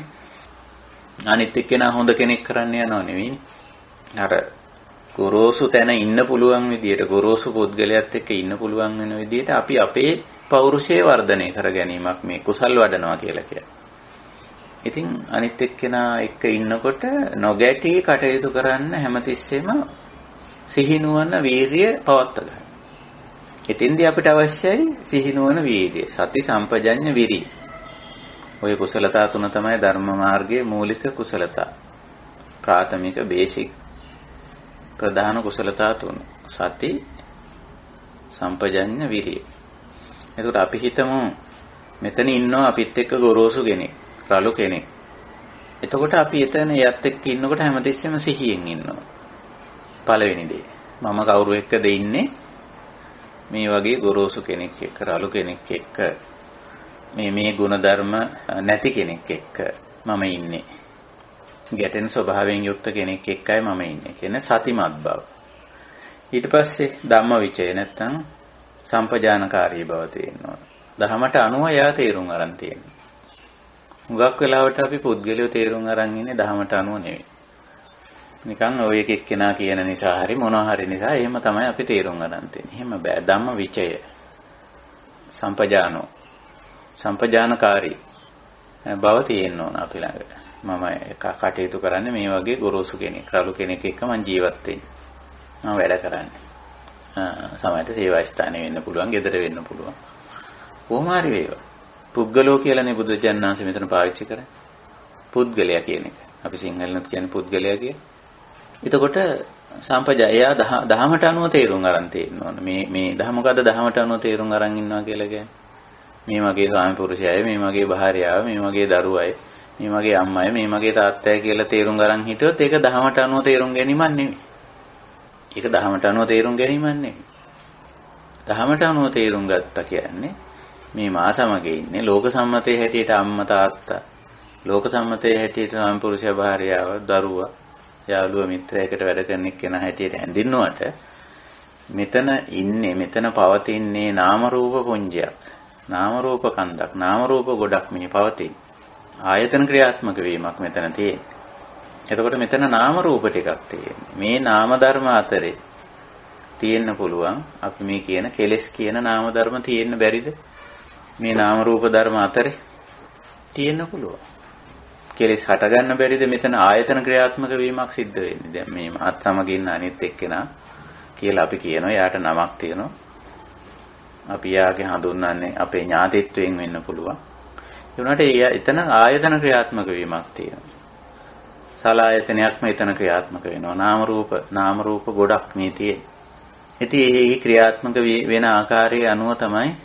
එතන මොකද්ද විඳීමක් හඳුනා ගැනීමක් සිද්ධ වෙනවා වේදනා සංඥා තියෙනවා එතන චේතනා තියෙනවා විඳීම තියෙනවා හඳුනා ගැනීම තියෙනවා හිතීම තියෙනවා සිතලා කීමක් තියෙනවා කිරීමක් තියෙනවා හේතුඵල ධර්මානුකූල එහෙම තේරුම් ගත්තොත් තමයි මේක සම්පජානකාරී ධම්මවිචය අනිත් පුද්ගලයා දහමට අනුව තේරුම් ගත්තා වෙන්නේ නමුත් අපි හුඟක් වෙලාවට අනිත් පුද්ගලයෝ දහමට අනුව තේරුම් ගන්නෑ අපි කියන්නේම මෙයා මගේ අහවලා. දැන් මෙයා මගේ අහවලා කියනකොට ඒක දහමට අනුව තේරුම් ගැනීමක්ද? මෙයා මගේ අම්මා, මෙයා මගේ තාත්තා, මෙයා මගේ ස්වාමිපුරුෂයා, මෙයා මගේ භාර්යාව, මෙයා මගේ දරුවා. කියනකොටම එතන තියෙන්නේ වැරදි තේරුම් ගැනීමක්. ලෝක සම්මතයට නම් හරි ඒක. බුදුරජාණන් වහන්සේ ඒක පිළිගන්නවා. අපි පිළිගන්න ඕනේ. බුදුරජාණන් වහන්සේ පිළිගත්තා නම් අපිත් පිළිගන්න ඕනේ. බුදුරජාණන් වහන්සේ කියන එක ලෝක සම්මතයට හරි. සම්මුතික සත්‍යයට හරි. අපි මේ කතා කරන්නේ ඊට වඩා ගැඹුරු කාරණයක්. යථාභූත ඥාන දර්ශන කිව්වම ඇතිතතු දැකීම කිව්වම ටිකක් ගැඹුරු. ඇත්ත తත්වේ. ඇත්ත తත්වේ ලෝක සම්මතයේ හැටියට මෙයා ස්වාමි පුරුෂයා තමයි මගේ. මෙයා භාර්යාව තමයි මගේ. මෙයා දරුවා තමයි මගේ. මේ අම්මා තමයි මගේ. මේ අප්පච්චි තමයි මගේ. මේ මාත් එක්ක එකට වැඩ කරන එක්කෙනා තමයි. මේ ලෝක සම්මතයේ හැටියට ඒක හරි. ඒක අපි නැහැ කියන්නේ. නමුත් යථා භූතය ඇතිතතු නම් ඇත්ත తත්වය අනුව බැලුවොත් මේ මම කියලා භාවිතා කර තැනැත්තා මේ මගේ අහවලා කියලා කිව්ව තැනැත්තා දෙන්නම නාම රූප ගොඩක් සලආයතන ආයතන ක්‍රියාත්මක වීමක් එතන විඳීමක් එතන හඳුනා ගැනීමක් එතන හිතීමක් එතන කතා කිරීමක් එතන ක්‍රියා කිරීමක් තියෙන හේතුඵල ධර්මානුකූලව විඳින්න හේතු යෙදුනම එතන විඳිනවා නේ හඳුනා ගැනීමට හේතු යෙදුනම මෙතන අජ්ජත් එතන බහිද්ද නේ මම කියලා කියනවා අරයා කියලා කියනවා ලෝක සම්මතයේ හැටියට දෙපළම සිද්ධ වෙන දේ අපි දකින්න දැකලා එතන තියනවා වෙන්න පුළුවන් ගැටෙන්න හේතු ආඝාත ගැටෙන්න හේතු තියනවා වෙන්න පුළුවන් එතකොට ඔන්න මෙත්තා භාවයේ තබ්බා ඒ හේතු පිළිබඳ මම මා තුල මෛත්‍රිය මිත්‍රශීලීත්වය ඇති කරගන්නවා එතෙන්දී අර පුද්ගල ස්වභාවය සම්මුතික සත්‍ය ඉක්මවා ගිහිල්ලා පරම තත්වයෙන් යථා පරිදි දැකීම අත්‍යවශ්‍ය වෙනවා එතන තියෙන නාම රූප ටිකක් එතන මේ කියන විදිහේ රළු ගොරෝසුකම් ඇති වෙන්න හේතු යෙදුනම එතන ඇති වෙනවා. ඒකම මටත් දාලා මෙතන අජ්ජත්තේටත් දාලා බලන්න පුළුවන් නේ. මම කියන්නේත් නාම රූප ටිකක් ආයතන වශයෙන් ක්‍රියාත්මක වීම. ආයතන ක්‍රියාත්මක වෙනකොට මේ වේදනා, මේ සංඥා, මේ චේතනා, වචන ක්‍රියා සිද්ධ වෙනවා. ඉතින් දෙකම දකිනවා. එතන වෙන්නේ මෙතන වෙන්නේ දෙකම එකයි. එතකොට මම මේ පුද්ගලයා කෙරෙහි වෛර හිතක්, තරහ හිතක්, අමනාප හිතක් ඇති කරගත යුතුද? එහෙම අවශ්‍යද? එහෙම අනවශ්‍ය දෙයකට යා යුතුද? මෙතන මේ නාම රූප පුඤ්ජය ක්‍රියාත්මක වෙනවා. එහෙම දෙයකට යා යුතුද කියලා. ඒකයි මෙත්තා භාවයේ තබ්බා මිත්‍රශීලීත්වය ඇති කරගන්න ඕන. දෙවනුව බුදුරජාණන් වහන්සේ දේශනා කරනවා කරුණා තස්මින් පුද්ගලේ භාවයේ තබ්බෝ. කරුණාව ඇති කරගන්න. මොකද්ද කරුණාව කියන්නේ? සමහර විට මේ පුද්ගලයා මෙහෙම හැසිරෙන්නේ කිසියම් ඛේදනීය තත්ත්වයක් නිසා වෙන්න පුළුවන්. ඒ පුද්ගලයාගේ ජීවිතයේ කිසියම් ආකාරයක ඛේදනීය තත්ත්වයක්. මොකද්ද ඛේදනීය තත්ත්වයක් කියන්නේ? ඔහු දුකකට වැටිලා, දුෂ්කරතාවයකට වැටිලා, අපහසුතාවයකට ඇදගෙන වැටිලා. පිට පේන්නේ මේ පුද්ගලයා රළු පරළු විදිහට, දරුණු විදිහට හැසිරෙනවා කියලා. නමුත් මේ පුද්ගලයා එක්තරා අවාසනාවන්ත තත්වයකට ඇදගෙන වැටිලා. එහෙම කෙනෙකුට අපි කරුණාවන්ත වෙන්න ඕන. කාරුණික වෙන්න ඕන. දැන් අපි හිතමු උදාහරණයක් ඇටියට යම් පුද්ගලයෙක් යම් රළු ගොරෝසු බවක් පවත්ව ගන්නේ නොදැනුවත්කම නිසා සමහර වෙලාවට. එතකොට ඔහු නොදැනුවත්කම කියන අවාසනාවන්ත තත්වයට වැටිලා ඉන්නේ.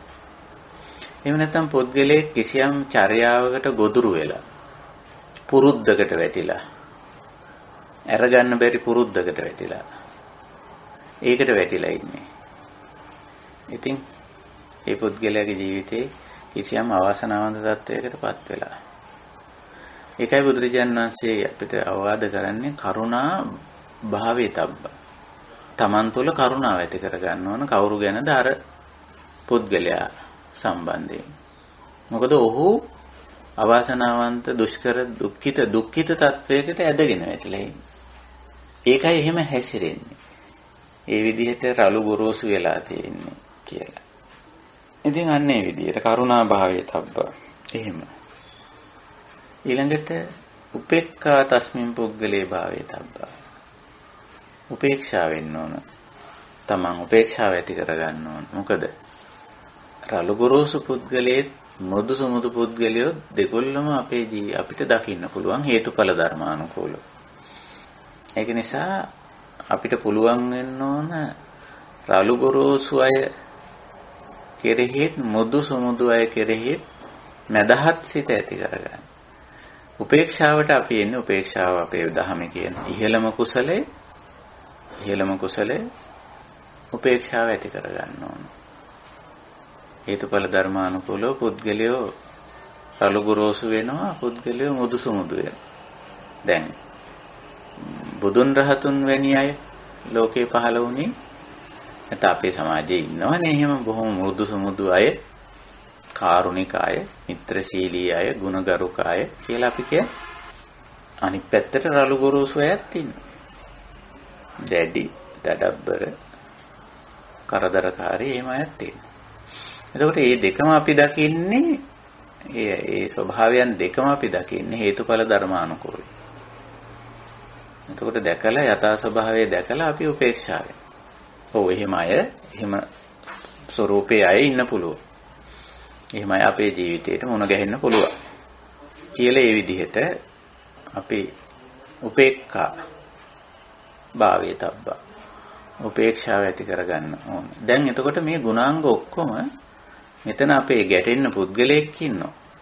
නැත්තම් ගැටුම් ඇති වෙන්න හේතු රළු ගොරෝසු පුද්ගලයෙක් ඉන්නවා. ಗುಣ වඩාගන්නේ අපේ. ඒ පුද්ගලයා ඇසුරු කරගෙන මෛත්‍රිය අපි වර්ධනය කරගන්න, කරුණාව වර්ධනය කරගන්න, උපේක්ෂාව වර්ධනය කරගන්න. හතර වෙනුව කියනවා අසති අමනසිකාරෝ තස්මින් පුද්ගලේ ආපජ්ජිතබ්බෝ කියලා. ඒක තවත් කාරණයක්. අසති අමනසිකාරෝ. දැන් අපේ කුසල් අතරේ සති සහ මනසිකාර කියලා දෙකක් පෙන්නනවානේ. සති මනසිකාර. දැන් මෙතෙන්දී උගන්වන්නේ අසති අමනසිකාර. ඒ මොකක්ද? දැන් අපි පුරුදු වෙලා තියෙන පුද්ගලයන්ගේ අඩුපාඩුකම් නැවත නැවත මතක් කරගන්න. දැන් මෙතෙන්දී බුදුරජාණන් වහන්සේ අපට උපදෙස් දෙන්නේ පුද්ගලයන්ගේ අඩුපාඩුකම් තියෙනවා. ඒවා නැවත නැවත මතක් කරන්න අවශ්‍ය නැහැ. අසති අමනසිකාරෝ ආපජ්ජිතබ්බෝ කිය. මොකද නැවත නැවත ඒවා මතක් කරනකොට සමහර විට අපිට මේ පුද්ගලයෝ පිළිබඳව ආඝාතය වැඩි වෙන්න පුළුවන්, තරහමනාපය ඇති වෙන්න පුළුවන්. එහෙම තියෙනවා තමයි පුද්ගලයන්ගේ. ඉතින් ඕව නැවත අපි සාමාන්‍යයෙන් පුරුදු වෙලා තියෙනවනේ මේ පුද්ගලයන්ගේ අඩුපාඩුකම් කතා කරන්න මොන ගැහුණා. වැඩිපුර සාකච්ඡා කරන්න වැඩිපුර කතා කරන්නේ අඩුපාඩුකම්. හොඳ කතා කරන හරිම අඩුයි. එහෙම. ඉතින් හොඳ කතා කරන අවස්ථා බොහෝ වෙලාවට තියෙන ඉතින් මරුණයින් පස්සේ. මරුණාම නම් ඒ පුද්ගලයන්ගේ ගුණ කියනවා හරියට මේ හවලා හරි හොඳයි මෙහෙමයි. ආදී වශයෙන්. ඉතින් ඇත්ත වශයෙන්ම වැඩිපුර කතා කරන්නේ අඩුපාඩු. ඉතින් බුදුරජාණන් වහන්සේ මෙතෙන්දී අපිට කියන්නේ මිනිස්යන්ගේ අඩුපාඩුකම් තියෙන්න පුළුවන්, දෝෂ තියෙන්න පුළුවන්. ඒවා මතක් කිරීම නැවත නැවත සිහිපත් කිරීමට පුරුදු වෙන්න එපා. එහෙම නැතුව ඒවා තියෙනවා. නමුත් ඒවා නැවත මතක් කිරීම අවශ්‍ය නැහැ කියනවා. අසති අමනසිකාරෝ ආපජ්ජිතබ්බෝ කියලා. හතරවෙනි කාරණේ. පස්වෙනි කාරණේ කියනවා කම්මස්සකතා තස්මින් පුද්ගලේ අදිට්ඨාතබ්බෝ. කම්මස්සකෝ අයමායස්මා කම්මදායාදෝ කම්මයෝනි කම්මබන්දු කම්මපරිසරණෝ යං කම්මං කරිස්සති කල්යාණං වා පාපකං වා තස්සදායාදෝ භවිස්සති. අයමායස්මා මේ ආයුෂ්මතුන් නැත්නම් මේ තැනැත්තා මේ පුද්ගලයා දැන් යම්කිසි ක්‍රියාවක යෙදෙනවානේ රළු ගොරෝසු වැඩක යෙදෙනවා. එහෙම නැත්නම් අපිට බාධාකාරී විදිහට හැසිරෙනවා. අපිව කලබල කරනවා, කෝප කරනවා වෙන්න පුළුවන්. එතකොට නිතරම කම්ම සකතා අදිට්ඨා තබ්බෝ. කම්ම සකතාව. කම්ම සකතා. පාලි වචන. කම්ම කියන්නේ පුද්ගලයා කරන ක්‍රියාවනේ. කාය කර්ම, වචී කර්ම, මනෝ කර්ම තුනම කම්ම කියන්නේ. සක කියන්නේ ස්වකීයයි කියන එක. තා කියන්නේ ස්වකීයත්ව භවයේ ස්වභාවයේ ධර්මතාවය කියන එකයි තා කියන එක නිතරම අදහස් කරන්නේ. කම්ම සකතා. ඔය පද එකට වෙනකොට කම්මස්සකතා කියලා තනි පදයක් හැදෙනවා. කම්ම සකතා, කම්මස්සකතා කියලා. ඔක සාමාන්‍ය විවහාර කරන කම්මස්සකතා කියලා. එතකොට මේක ධර්මතාවයක්. ඒ ධර්මතාවය මෙනෙහි කරන්න කියන බුදුරජාණන් වහන්සේ. මොකද්ද කම්මස්සකතා අදිට්ඨාතබ්බෝ කියලා කියන්නේ? නිතර ඒ කියන්නේ මේ කර්මය කරන තැනැත්තාට තමයි ඒක. අපි හිතමු මේ පුද්ගලයා නිතරම අපිට බාධාකාරී විදියට හැසිරෙනවා කියලා. කරදරකාරී විදියට හැසිරෙනවා කියලා. දැන් අපි ඕක කියන්න පුරුදු වෙලා තියෙන්නේ මේ මිනිස්සයා මට හරි වදයක් කියලානේ. මට හරි කරදරයක් අයියෝ. එහෙම තමයි. මෙයා කරන දේවල් වලින් මට හරි කරදරයක්, මට හරි වදයක් කියන්න තමයි අපි පුරුදු වෙලා තියෙන්නේ. බුදුරජාණන් වහන්සේ අනිත් පැත්තට කියන්නේ. එයා මේ කරන වැඩ කටයුතු වලින් එයාට තමයි ඒවා. එයා තමයි ඒවෙන් පව කුසල් කරගන්නේ. ගැටලු ඇති කරගන්නේ කියලා නිතර එහෙම හිතාගන්න. මේක Tamanට කරදර කරනවා කියලා හිතන්න යන්න එපා. ඒ එහෙම හිතනකොටම අර පුද්ගලයා කෙරෙහි ආඝාතේ දුරු වෙනවා වෙනුවට ආඝාතේ වැඩි වෙනවා. ආඝාත පටිවිණීනේ බුදුරජාණන් වහන්සේ මෙතන උගන්වන්නේ. එතකොට මේ අපේ ප්‍රතිපදාව අපි කොහොමද මේ අපේ ප්‍රධාන අකුසල් තුන රාග දෝෂ මෝහ වලින් මේ දෝෂ පැත්ත මේ දුරු කර ගැනීම සඳහා දෙන උපදේශය මේ. එතෙන්දී අපිට පුද්ගලයන්ගේ ස්වභාවය තේරුම් ගැනීමත් ප්‍රතිපදාවත් මෙතෙන්දී බුදු පියාණන් වහන්සේ දේශනා කරනවා. ඉතින් කම්මස්සකතා අදිට්ඨාතබ්බෝ කියලා පස්වෙනි කාරණේ හැටියට දේශනා කරනවා. මේ කරන දේවල් ඒ පුද්ගලයා කරන ඒවා මට කරනවා කියලා අපේ පැත්තට දාගන්නනේ අපි පුරුදු වෙලා තියෙන්නේ. අම්මා මට මෙහෙම කරනවා, අප්පච්චි මෙහෙම කරනවා, ස්වාමි පුරුෂයා මෙහෙම කරනවා, භාර්යාව මෙහෙම කරනවා, දරුවෝ මෙහෙම කරනවා, අහවලා මට මෙහෙම කරනවා ආදි වශයෙන්. බුදුරජාණන් වහන්සේ අපිට කියන්නේ නෑ ඒගොල්ලෝ කරගන්නවා කියලා හිතාගන්න. ඇත්තම කාරණේත් ඒකනේ. දැන් යථාභූත ඥාන දර්ශන අපේ මාතෘකාව. ඇතිතතු දැකීම නම් ඔහුට කරගන්නවනේ මේක. සාමාන්‍ය ලෝක සම්පත්තිය හැටියට නම් කියන්නේ යා මට මෙහෙම කරනවා කියලා. බුදුරජාණන් වහන්සේ අපිට පෙන්වන්නේ යථා ස්වභාවයනේ. යථා ස්වභාවය අපිට කරදරයක්, අපිට බාධාවක්, හිරිහැරයක් බව ඇත්ත. නමුත් මේ කරන හිරිහැර කිරීමෙන්, කරදර කිරීමෙන්, බාධා කිරීමෙන් පවා කුසලය ඇත්ත වශයෙන්ම කරගන්නේ ඒ පුද්ගලයන්. ඉතින් අපිත් ඒකෙන් ටිකක් ගන්න ඕනද? මෙතන කෙනෙක් පව අකුසල් කරනවා. අපි ඒකෙන් අපිත් ගන්න ඕනද ඒකෙන් ටිකක්? අවශ්‍ය නැහැ. ඒක හරි අඥානයිනේ. කවුරු හරි පව අකුසල් කරනකොට අපිත් ගිහිල්ලා අපේ මල්ලෙත් ටිකක් දාගෙන ඉනවා නම් මෝඩයිනේ. අඥානයිනේ. ඒක නිසා බුදුරජාණන් වහන්සේ අපිට පෙන්නනවා. එයාගේ මල්ලේ තියෙන ඒවාට අත දාන්න එපා. එයාගේ පව් මල්ල. අකුසල් මල්ල. ඒක එයා කරගහගෙන යයි. අපිට ඕන නම් ඉතින් කරුණාවෙන් අර කරුණා භාවයේ තබ්බා කියලා උඩ වචනයක් උඩ කාරණයක් බුදු පියාණන් වහන්සේ කිව්වනේ. ඒ අනුව අපිට ඕන නම් ඒක පෙන්නලා දෙන්න පුළුවන්. ඔන්න බලන්න ඔයාගේ මල්ලේ ඔයා මේ කළු දේවල් එකතු කරනවා. ඔයා පව කුසල් එකතු කරනවා නේද කියලා අපිට පුළුවන් ඕන නම් මේ පුද්ගලයා කෙරෙහි කරුණාවෙන් එයාට ඩිංගක් මේක පැහැදිලි කරලා දෙන්නනේ. එහෙම පුළුවන්. ඒක ඉතින් කරුණා භාවයේ තබ්බා කියන කොටසට ඇතුළත් කරගන්න අපිට පුළුවන්කම තියෙනවා. ওই විදිහට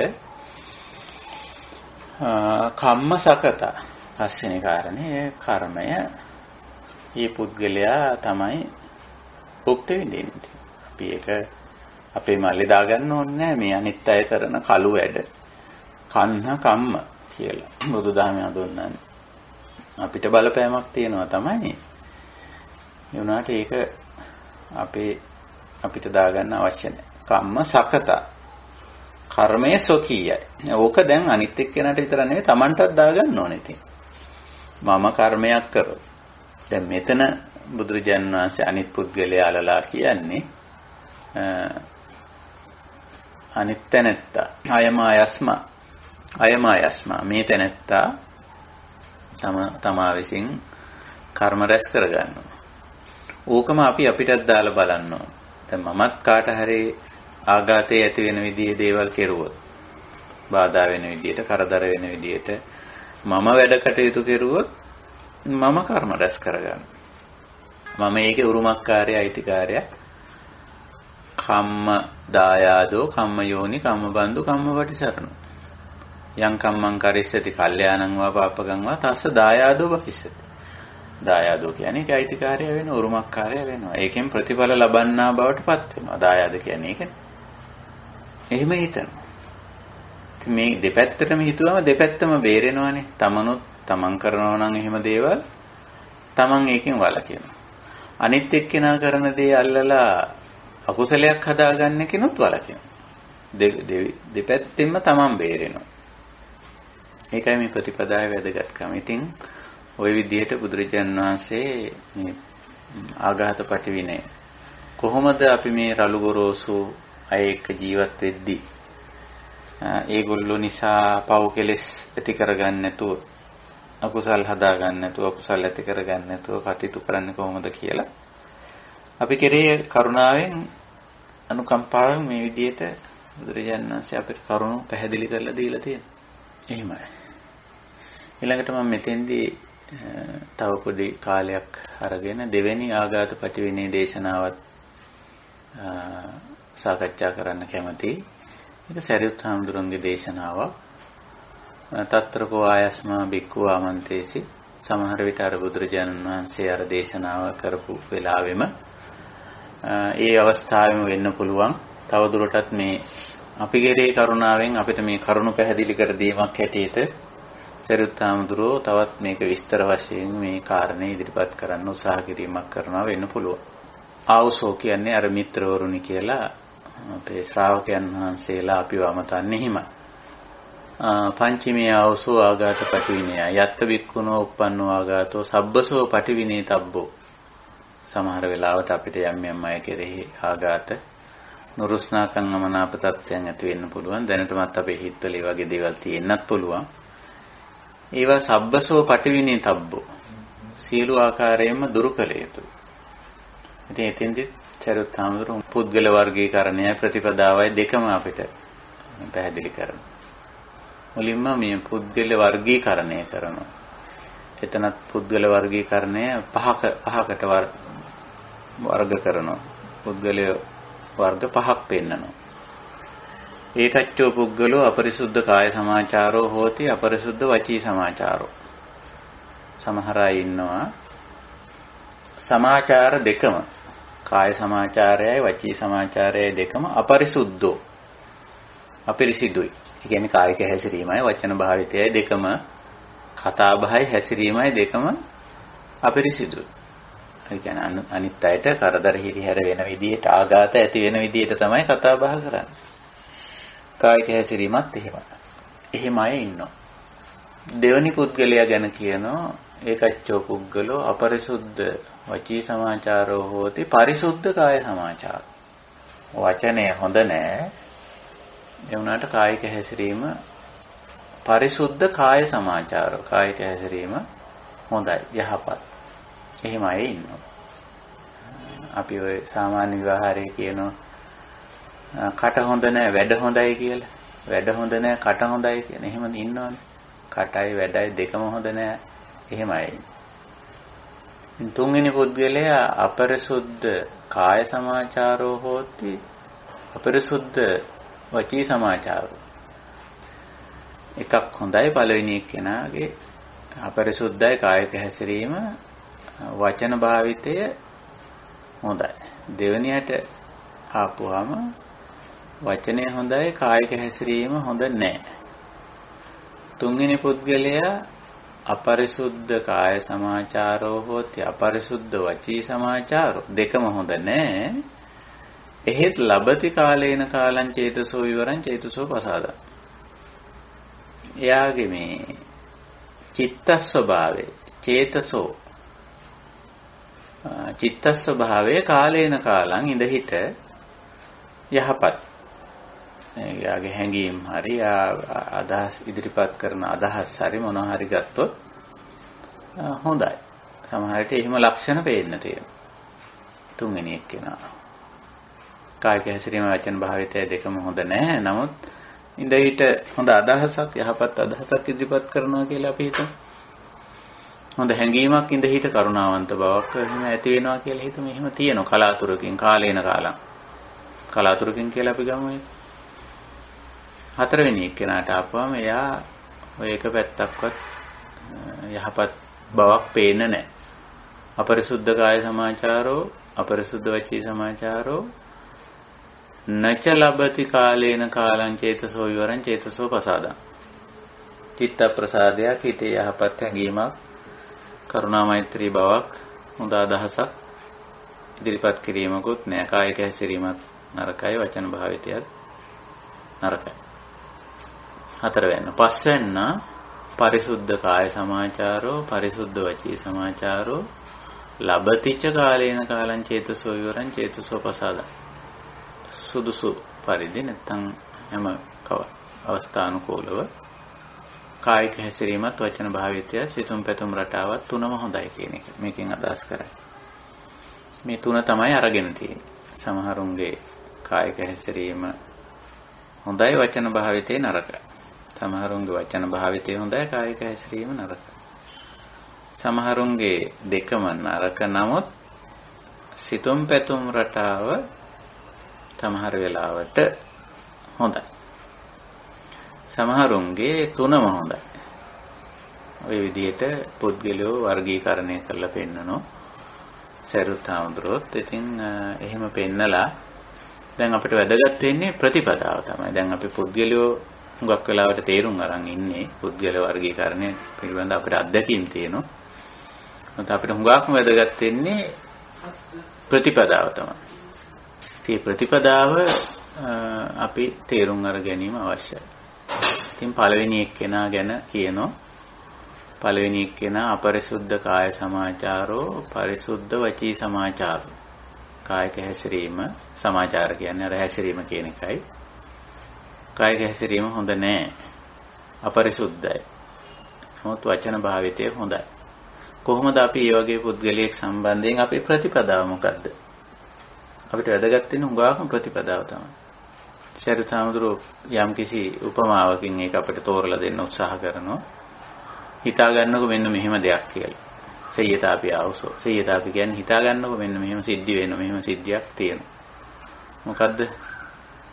ආවසෝ බික්ඛු පංසකූලිකෝ.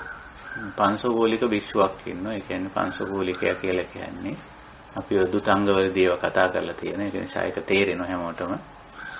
අනිත් අය අහක දාන දෙය නැත්නම් අනිත් අය අත්තර දැමෝ දෙය අරගෙන ඒක හොදලා කියලා ප්‍රතිසංස්කරණය කරලා සකස් කරලා පාවිච්චි කරන කෙනා පංසකූලිකයා කියලා කියන්නේ. ඉතින් මෙයා ඇවිදගෙන යනකොට වීතියේ නැත්තම් පාරේ ඇවිදගෙන යනකොට මිනිස්සු කුණු දාලා තියෙන තැන් තියෙනවා. එහෙම තැනකට ගියාම දකින්න යම් කිසි ආකාරයකින් රෙදි කඩක්. දැකලා ඉතින් මෙයාට රෙදි අවශ්‍යයිනේ. අනුන් වීසි කරන රෙදිනේ මෙයා භාවිතා කරන්නේ. වාමේන පාදේන නිග්ගහිත්වා දක්ඛිනේන පාදේන විත්තාරෙත්වා වම් පයින් මේක ඇදලා දකුණු පයින් මේක දිගෑරලා බලනවා. ඉතින් අල්ලන්නත් බෑනේ විසි කරපු කුණු ගොඩේ තියෙන රෙදි කඩක්නේ. ඉතින් දිගෑරලා බලපුවම යෝ තත්ත සාරෝතං පරිපාටෙත්වා ආදාය පක්කමේ. හැබැයි එයා දකින සාරෝ කියන්නේ හොඳ කොටසක් තියෙන මේ ගත හැකි කෑල්ලක් තියෙනවා. ඉතින් එයා ඒක අරන් යනවා. මොකටද? Tamante ඒක ප්‍රයෝජනවත්. මේකේ හොඳ කෑල්ලෙන් වැඩක් ගන්න පුළුවන්. අරගෙන ගිහිල්ලා ඒක එවැනි කෑලි රාශියක් එකතු කරගෙන එයා සිවුරක් හදාගන්න. දැන් ඕක තමයි සරියුත් හාමුදුරුවෝ දක්වන උපමාව. එතකොට මේ උපමාව කියලා කියනවා යායම් පුද්ගලෝ අපරිසුද්ධ කාය සමාචාරෝ පරිසුද්ධ වචී සමාචාරෝ යාස්ස අපරිසුද්ධ කාය සමාචාරතා නසාස්ස තස්මින් සමයේ මානසිකාතබ්බෝ. අන්නර වැරදි කෑල්ල ගැන හිතන්නේ. අපරිසුද්ධ කෑල්ල ගැන ඒක නිතර ඒක ගැන හිතන්නේ නැතුව යාචකවාස්ස පරිසුද්ධ වචී සමාචාරතා සාස්ස තස්මින් සමයේ මානසිකාතබ්බා. අර පුද්ගලයාගේ හොඳ කොටසක් තියෙනවනේ. ඒක නිතර මතක් කරගෙන ඒකත් එක්ක වැඩ කරන්න පුරුදු වෙන්න. ඔක තමයි මෛත්‍රිය පුහුණු වෙනවා, කරුණාව වැඩ කරනවා, මෛත්‍රියෙන් වැඩ කරනවා කියලා කියන්නේ හරි අමාරු වැඩක්. ඒක තමයි අපිට අවශ්‍ය වෙන්නේ ප්‍රතිපදාව. ওই විදිහට. ඉතින් ඔහොම දක්වනවා. පළවෙනි පුද්ගලයා පිළිබඳව දෙවන්නා පිළිබඳවත් ওই විදිහේම උපමාවක් කියනවා. දෙවන්නා අපරිසුද්ධ වචී සමාචාරෝ පරිසුද්ධ කාය සමාචාරෝනේ. වචනය අපරිසුද්ධයි, කායික හැසිරීම හොඳයි. ඉතින්දිත් සරියුත් හාමුදුරුවෝ උපමාවක් කියනවා. මෙන්න මෙහෙම හිතා ගන්නකො මෙහෙම දේවල් අපිට අත්දකින්න පුළුවන්. හිතාපවස පොක්කරණි පොකුණක් තියෙනවා. මතු පිටින් බලපුවම ඒකේ සේවාල පනක පරියෝනද්ධා. සේවාල කියන්නේ ওই පෙඳ. සේවල කියලා අපි කියන්නේ. පනක කියන්නේ කොළ වැටිලා දියසෙල් බැඳිලා තමයි තියෙන්නේ මතු පිටින් බලපුවා. අතපුරිසෝ ආගච්ඡේය ගම්මාபிතත්තෝ ගම්මපරේතෝ කිලන්තෝ තසිතෝ විපාසිතෝ. පිපාසිතෙන් ග්‍රීෂ්මයෙන් යුක්ත මිනිසෙක් එනවා. එයාට මේ පොකුණ දකිනවා. පොකුණේ මතු පිටින් බලපුවාම නම් දියසෙල් තියෙනවා, කොළ වැටිලා තියෙනවා. එයා මොකද කරන්නේ? සෝතං පොක්කරණින් ඕගහෙත්වා උබෝපි හත්තේහි ඉති තිචිච සේවාල පනකං අප යෝහිත්වා අංජලිනා පවිත්වා පක්කමේ. පොඩ්ඩක් එයා මතු පිටින් බැලුවම නම් පේනවා මේකේ මේ කොළ වැටිලා පෙඳ ව්‍යාප්ත වෙලා තියෙනවා කියලා. නමුත් ළඟට ගිහිල්ලා බලපුවම මේකේ ගැඹුරේ වතුර හොඳයි. ඉතින් එයා කරන්නේ මතු පිට තියෙන දේවල් පැත්තකට කරලා අර ගැඹුරේ තියෙන යට තියෙන පිරිසිදු වතුර ටික වීලා පිපාසය නිවාගෙන ක්‍රේස්මේ නිවාගෙන යනවා. ඔක තමයි උපමාව. ඉතින් අර කට හොඳ නැති වැඩ හොඳ අය ඔන්න ඔය වගේ. කට හොඳ නැති කටනේ අපිට හුඟක් කලාට පේන්නේ කතා කරන එකනේ. ඉතින් ඒ වුණාට ඒක පොඩ්ඩක් අමතක කරලා අමනසිකාරෝ පැත්තකට දාලා ඒක ගැන වැඩි හිතන්නේ නැතුව මේ මිනිස්යාගේ වැඩ කටයුතු හොඳයි නේ කියලා ඒ පැත්ත අල්ලගෙන වැඩ කටයුතු කරන්න පුරුදු වෙන්න කියලා. මේක තමයි ප්‍රතිපදාව. නැත්තම් අපි කෙලෙස් හදා ගන්නවානේ, ප්‍රශ්න ගැටලු ඇති කර ගන්නවා, ගැටුම් හදා ගන්නවා, කට හොඳ නැහැ කියලා. එහෙමයි ඉන්නවා ඉතින්. ඒක හේතුඵල ධර්මානුකූලව එහෙමයි ඉන්නවා. ඊළඟට තුන්වෙනි එක්කෙනා ගැන උපමාවක් කියනවා. තුන්වෙනි එක්කෙනා අපරිසුද්ධ කාය සමාචාර, අපරිසුද්ධ වචී සමාචාර. කායික හැසිරීමත් වැඩ කලාවත් ඉතින් හොඳ නැහැ. නමුත් ලබති කාලේන කාලම් චේතසෝ විවරං චේතසෝ පසාදං. එයාගේ චේතසෝ විවරං කියන්නේ ටිකක් අර විවර වෙනවා කියන එකේ අදහස ඇත්තටම නිකන් අපි ගැන හැඟීමක් ඇති වෙන. මේ මනුස්සයට අපි කෙරෙහි අනුකම්පාවක් ඇති වෙනවා සමහර වෙලාවට. හිත විවර වෙනවා කියන එකෙන් අදහස් කරන්නේ. චේතසෝ පසාදං කියන්නේ එයා තුලම සමහර වෙලාවට එයා සංසුන් වෙලා ඉතින් එහෙම ප්‍රසන්න හිතින් ගත කරන වෙලාවල් තියෙනවා. ඒකයි ස්වභාවය. කලාතුරකින් එහෙම දකින්න පුළුවන්. හැබැයි ඉතින් කායික හැසිරීම වචන භාවිතයයි ඔක්කොම ඉතින් හොඳ නෑ. ඒකයි ස්වභාවය. ඒ වගේ කෙනෙකුට උපමාවක් කියනවා සරියුත් හාමුදුරුවෝ. අර අපි කලින් පෙරේද සාකච්ඡාවේදී ඔක එක මහත්මයෙක් මතු කළා. සීද අපි ආවසෝ පරිත්තං ගෝපදකේ. ගෝපදක නැත්තම් ගෝපද කියලා මේ වචනේ ඉදලා තියෙනවා. නැත්තම් ගෝපදක කියලා ඉදලා. පරිත්තං උදකං. වතුර චුට්ටක් ඊටම ස්වල්ප ප්‍රමාණයක් කියන එකයි පරිත්ත කියන්නේ පාලි භාෂාවේ. ගෝපදක කියන්නේ හරක් ඇවිදගෙන යනකොට ටිකක් තෙත් සහිත බිම් වල ඒ හරක කුර සහිත සතා නිසා යාගේ පාය තිබ්බම එතන කුරේ හැඩයට හැදෙනවා පොඩි වලක්. ඉතින් ටික වෙලාවක් යනකොට අර බිම තෙත් සහිත නිසා අර වලට වතුර එකතු වෙනවා.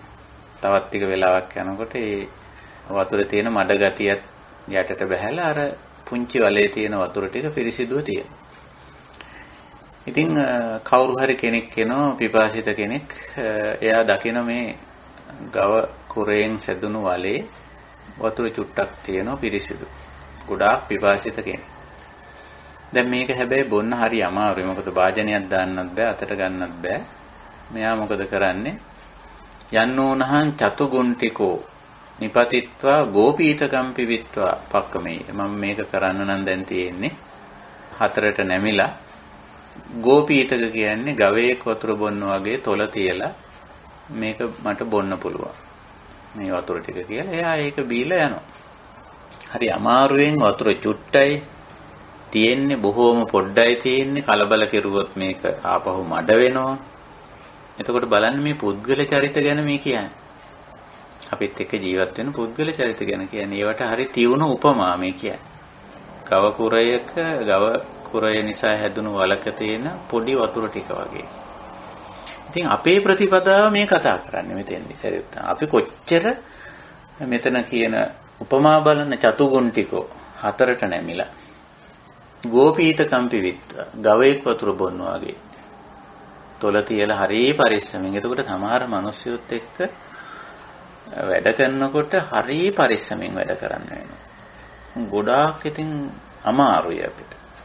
ඒක මේ උපමාවට කියන්නේ. ඉතින් මොකද අර චුට්ටයි හොඳ තියෙන්නේ. හරිම පොඩ්ඩයි තියෙන්නේ. ඊළඟ හතරවෙනිය ගැන සරියුත් හාමුදුරුවෝ කියන හතරවෙනියගේ ස්වභාවය අපිරිසුද්ධ කාය සමාචාරෝ අපිරිසුද්ධ වචී සමාචාරෝ දෙකම එහෙමයි. ඒ වගේම හැසිරීමත් යාගේ සිතුම් පැතුම් රටාව පිළිබඳ එහෙම ගන්න යමක් නැහැ. ඒ වගේ පුද්ගලයෙක් හඳුන්වන්නේ ආබාධිකෝ දුක්ඛිතෝ බාල්‍ය ගිලානෝ පුරිසෝ. ලෙඩ වෙච්ච මිනිස්සේ කද්දාන මග්ගපටිපන්නෝ දුර ගමනක් යන අතරේ මගදී ලෙඩ වෙලා. විතරක් නෙවෙයි පුරතෝපි අස්ස দূරේ ගාමෝ පච්චතෝපි দূරේ ගාමෝ. හරියට නිකන් මේ කාන්තාරක යනකොට කාන්තාරයක් මැදදී අසනීප වුණා කියලා හිතන්නකො. දැන් ඉදිරියට යනකොට ගොඩක් ඈත යන්න ඕන ගම්මානයකට. පහු කරගෙන ආපු ගම්මානත් ගොඩක් ඈත. ඉතින් ඒ අතරේ තමයි මේ කරදරයටපත් වෙලා තියෙන්නේ. අපි හිතමු උදාහරණයක් ඇටියට වාහනයක් ඇදුණා කියලා. ගරාජ් එකක් පැත්ත පළාතක නැති. ගමනක් යද්දී වාහනයක් ඇදුණා කියන්නේ ඒ වගේ. ලෙඩ වුණා. දැන් මොකද කරන්නේ? උදව් කරන්න කෙනෙකුත් නැහැ. න ලැබෙය ප්‍රතිරූපකං උපට්ඨාකං. න ලැබෙය ගාමන්තනායකං.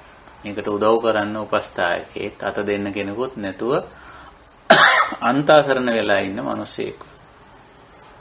ඉතින් එහෙම කෙනෙක් දැක්කම මොකද්ද කරන්න වෙන්නේ අපිට? තස්මින් පුරුෂේ කාරුණ්‍යං ඒව උපට්ඨපෙයි. අනුද්දයන් ඒව උපට්ඨාපෙයි. අනුකම්පං ඒව උපට්ඨාපෙයි. එයාට කරුණාවන්ත වෙනෝ දයාව ඇති කරගන්නවා, අනුකම්පා කරගන්නවා මිසක ඒ පුද්ගලයාගෙන් අපිට ගත හැකි කිසිම දෙයක් නැහැ. එයා අන්තාසරණ තත්වයටපත් වෙලා ඉන්නේ. ඉතින් හරියට ගමනක් යන්න ගිහිල්ලා අතරමඟදී ලෙඩකට දුවකටපත් වෙච්ච මිනිසෙක් වගේ අපිට තියෙන්නේ යාට සුදුසු බේසජ්ජයක්, සුදුසු උපස්ථානයක් ලබා දීම විතරයි. ඉවෙනි පුද්ගලයොත් අපේ ජීවිතේ ඉන්නවා. අපිත් සමග ජීවත් වෙන එවැනි චරිත තියෙනවා. වෙන චරිත තියෙන. ඉතින් මොකද කරන්නේ? ඒක තමයි එතන ප්‍රතිපදාව. ඒගොල්ලෝ කෙරෙහි අර බුදුහාමුදුරුවෝ කිව්වේ කරුණා භාවයේ තබ්බෝ, මෙත්තා භාවයේ තබ්බෝ, උපේක්ඛා භාවයේ තබ්බෝ කියලා මෙත්තා කරුණා උපේක්ඛා තුනක් දේශනා කරේ කලින් සූත්‍රය යන්නේ ඒක. එහෙම කෙනෙක්. පස්වෙනියත් පැහැදිලි කරනවා පරිසුද්ධ කාය සමාචාරෝ, පරිසුද්ධ වචී සමාචාරෝ, ලබතිච කාලේන කාලං චේතසෝ විවරං චේතසෝ පසාදං. තුනම හොඳයි. කායික හැසිරීම, වචන භාවිතයේ, සිතුම් පැතුම් රටාව තුනම හොඳ මිනිස්සුયો ඉන්න. අපි කියන්නේ හරිම හොඳ මිනිස්සයා කියලා. උපමාවට කියනවා පොක්කරණි අච්ඡාදකෝ සේ අච්ඡාදිකා සේතෝදිකා සීතෝදිකා සේතකා සුපතිත්තා රමණීයා නානා රුක්කේ සංචන්නා. හොඳ පොකුණක් තියෙනවා. පිරිසිදු වතුර තියෙන, හොඳ වතුර තියෙන, සීතල වතුර තියෙන, ඕනම තැනකින් බහින්න පුළුවන්, වටේට ලස්සනට තියෙන ගස් වලින් ගැවසී ගත්ත බොහෝම හොඳ පොකුණක් තියෙනවා. පොදු පරිහරණයට ගන්න පුළුවන්. කාටවත් අයිති එකක් නෙවෙයි. ඉතින් ඕන කෙනෙකුට ගිහිල්ලා ඒ පොකුණ පරිහරණය කරලා ඕගාහෙත්වා නාහත්වා පිවිත්වා පච්චුත්තරිත්වා තත්ත්වේ රුක්කචාය නිසීදෙයි. හොඳට බහැලා වතුර බීලා නාලා ගිමන් නිවාගෙන අර වටේ තියෙන ගස් හේවනේ ඉන්න පුළුවන්කම තියෙනවා. ඒ වගේ මේ වගේ පොකුණු වගේ මිනිස්සු ඉන්නවා. එහෙමයි ඉන්නවා. ඉතින් සමහර වෙලාවට එතනත් කියනවා ඒ වගේ අය කෙරෙහිත් සමහර වෙලාවට තරහමනාප ඇති වෙන්න පුළුවන්. ඉතින් ආඝාත සමහර වෙලාවට ඒ අය කෙරෙහි තරහමනාප නැත්නම් ආඝාත ඇති වෙන්නේ අමුතු විදියකට. හොඳම හොඳ පුද්ගලයා කෙරෙහි කොහොමද තරහමනාප ඇති වෙන්නේ? දැන් අර කලින් කියපු 4 දෙනා නම් තරහමනාප ඇති වෙන්න හේතු තියෙනවා. නමුත් මේකේ තියෙන්නේ හරි අමුතු ක්‍රමයක්. හොඳම හොඳ අය කෙරෙහි තරහමනාප ඇති වෙන්නේ අපි හොඳම හොඳ අය කෙරෙහි ඇලෙනවා. ඇලිලා ඒගොල්ලෝ අපේ කරගන්නවා. හොඳම හොඳ අය ඒගොල්ලෝ අපි අපේ කරගන්නේ නැහැනේ. අපිව ඒගොල්ලන්ගේ කරගන්නේ නැහැ. ඒගොල්ලෝ සියලු දෙනාටම විවෘතව උදව් උපකාර කරනවා. අපි දන්නේම නැතුව හොඳ අය අපේ කරගන්නවා.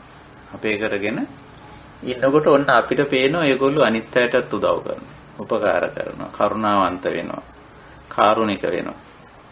අන්න එතෙන්දි තමයි හොඳ අය කෙරෙහි, හොඳම හොඳ අය කෙරෙහි රුස්නාකම් අපේ හිතවල ඇති වෙන්නේ ඕක සියුම් මානසිකත්වයක්. ඕක වැඩි අපි නොදකින එකක්. ඒකයි පස්වෙනි පුද්ගලයා කෙරෙහි ආඝාත ඇති වෙන්න ඉඩ තියෙනවා කියලා පෙන්වන්නේ. හොඳම හොඳ කෙනා. ඒකට හේතුව අර පොකුණ සියලු දෙනාට විවෘතයිනේ. අර පිරිසිදු ජලයේ තියෙන, පැහැදිලි ජලයේ තියෙන, සිසිල් ජලයේ තියෙන ඒකේ සුපතිත්තා හැම පැත්තකින්ම තොටවල් තියෙන. ඒ උපමාවේ තියෙන ප්‍රබලත්වය ඒකයි. ඉතින් එයා සියලු දෙනාටම සමසේ උදව් උපකාර කරන කෙනෙක්. එහෙමයි ඉන්නවා. ඉතින් එහෙමයි සමහර වෙලාවට අපි අපේ කරගන්නවා. ඒ පුද්ගලයාගේ ස්වභාවයේ සියලු දෙනා කෙරේ කරුණා මෛත්‍රී සහගතව කටයුතු කරන ස්වභාවය. ඉතින් අපේ කරගත්තම අපි කැමති නෑ එයා වෙන අයට උදව් කරනවට, උපකාර කරනවට, සහයෝගය දක්වනවට, කරුණාවන්ත වෙනවට කැමති නෑ. ඔන්න එයා කෙරෙහි ආඝාතය ඇති වෙනවා. ඒකයි ස්වභාවය. ඉතින් අපි මේවා ගැඹුරින් තේරුම් ගත්තම අපිට පුළුවන්කම ඇති වෙනවා. මේක තමයි යථා ස්වභාවය, මනුස්ස ස්වභාවය. මේ අපි ගැඹුරින් විවරණය කරගන්නේ අපත් ඇතුළුව, තමනුත් ඇතුළුව මේ නාම රූප පුඤ්ජයන්ගේ මනුස්ස ස්වභාවයයි අපි මේ විවරණය කරගන්නේ. ඉතින් මේවා විවරණය කරගත්තම අපිට කෙලෙස් හදාගන්න නැතුව ඉන්න පුළුවන්. ඒකටයි මේ බුද්ධ දේශනා මේ ශ්‍රාවක දේශනා අපි සාකච්ඡා කරන්නේ. හොඳයි. අපි යොතකින් මගේ සාකච්ඡා කොටස මන් ටිකක් දිගට කතා බහ වුණා. ඉතින් මම ඔතනින් ඔහොම නතර කරලා වෙනදා වගේම අපි ආරාධනා කරන අපේ ධම් සභාවේ ඉන්න කල්යාණ මිත්‍රයන්ට මොන හරි අපිට ප්‍රශ්න ගැටළු ආදී තියෙනවා නම් ඒවා සාකච්ඡා කරන්න. ඒ වගේම තව තියෙනවා නම් අපිට අධ්‍යක්ීම් ආදී දේවල් ඉදිරිපත් කරන්න. ඉතිරි කාලයේ ඒ සඳහා ගත කරමු කියලා ඒ සඳහා ආරාධනා කරන්න කැමතියි. අවසරයි ස්වාමීන් වහන්සේ. ඔව් කියන්න. ස්වාමීන් වහන්සේ ගිය දේශනාවෙන් ප්‍රශ්නයක් අහන්න අවසරද? ඔව් කමක් නැහැ.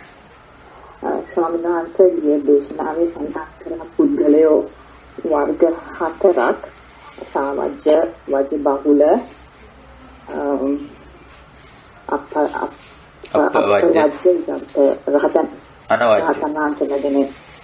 අනවජ්‍ය. එතකොට ස්වාමීන් වහන්සේ කාගේ හරි වැරද්දක් පෙන්නලා දෙන්න අපේ වැරදි අඩුවෙන් තියෙන්න ඕනේද? එහෙම නැත්නම් අපි දකින්න වරද්ද අපිත් කර පෙන්නලා දෙන එක යුතුයද?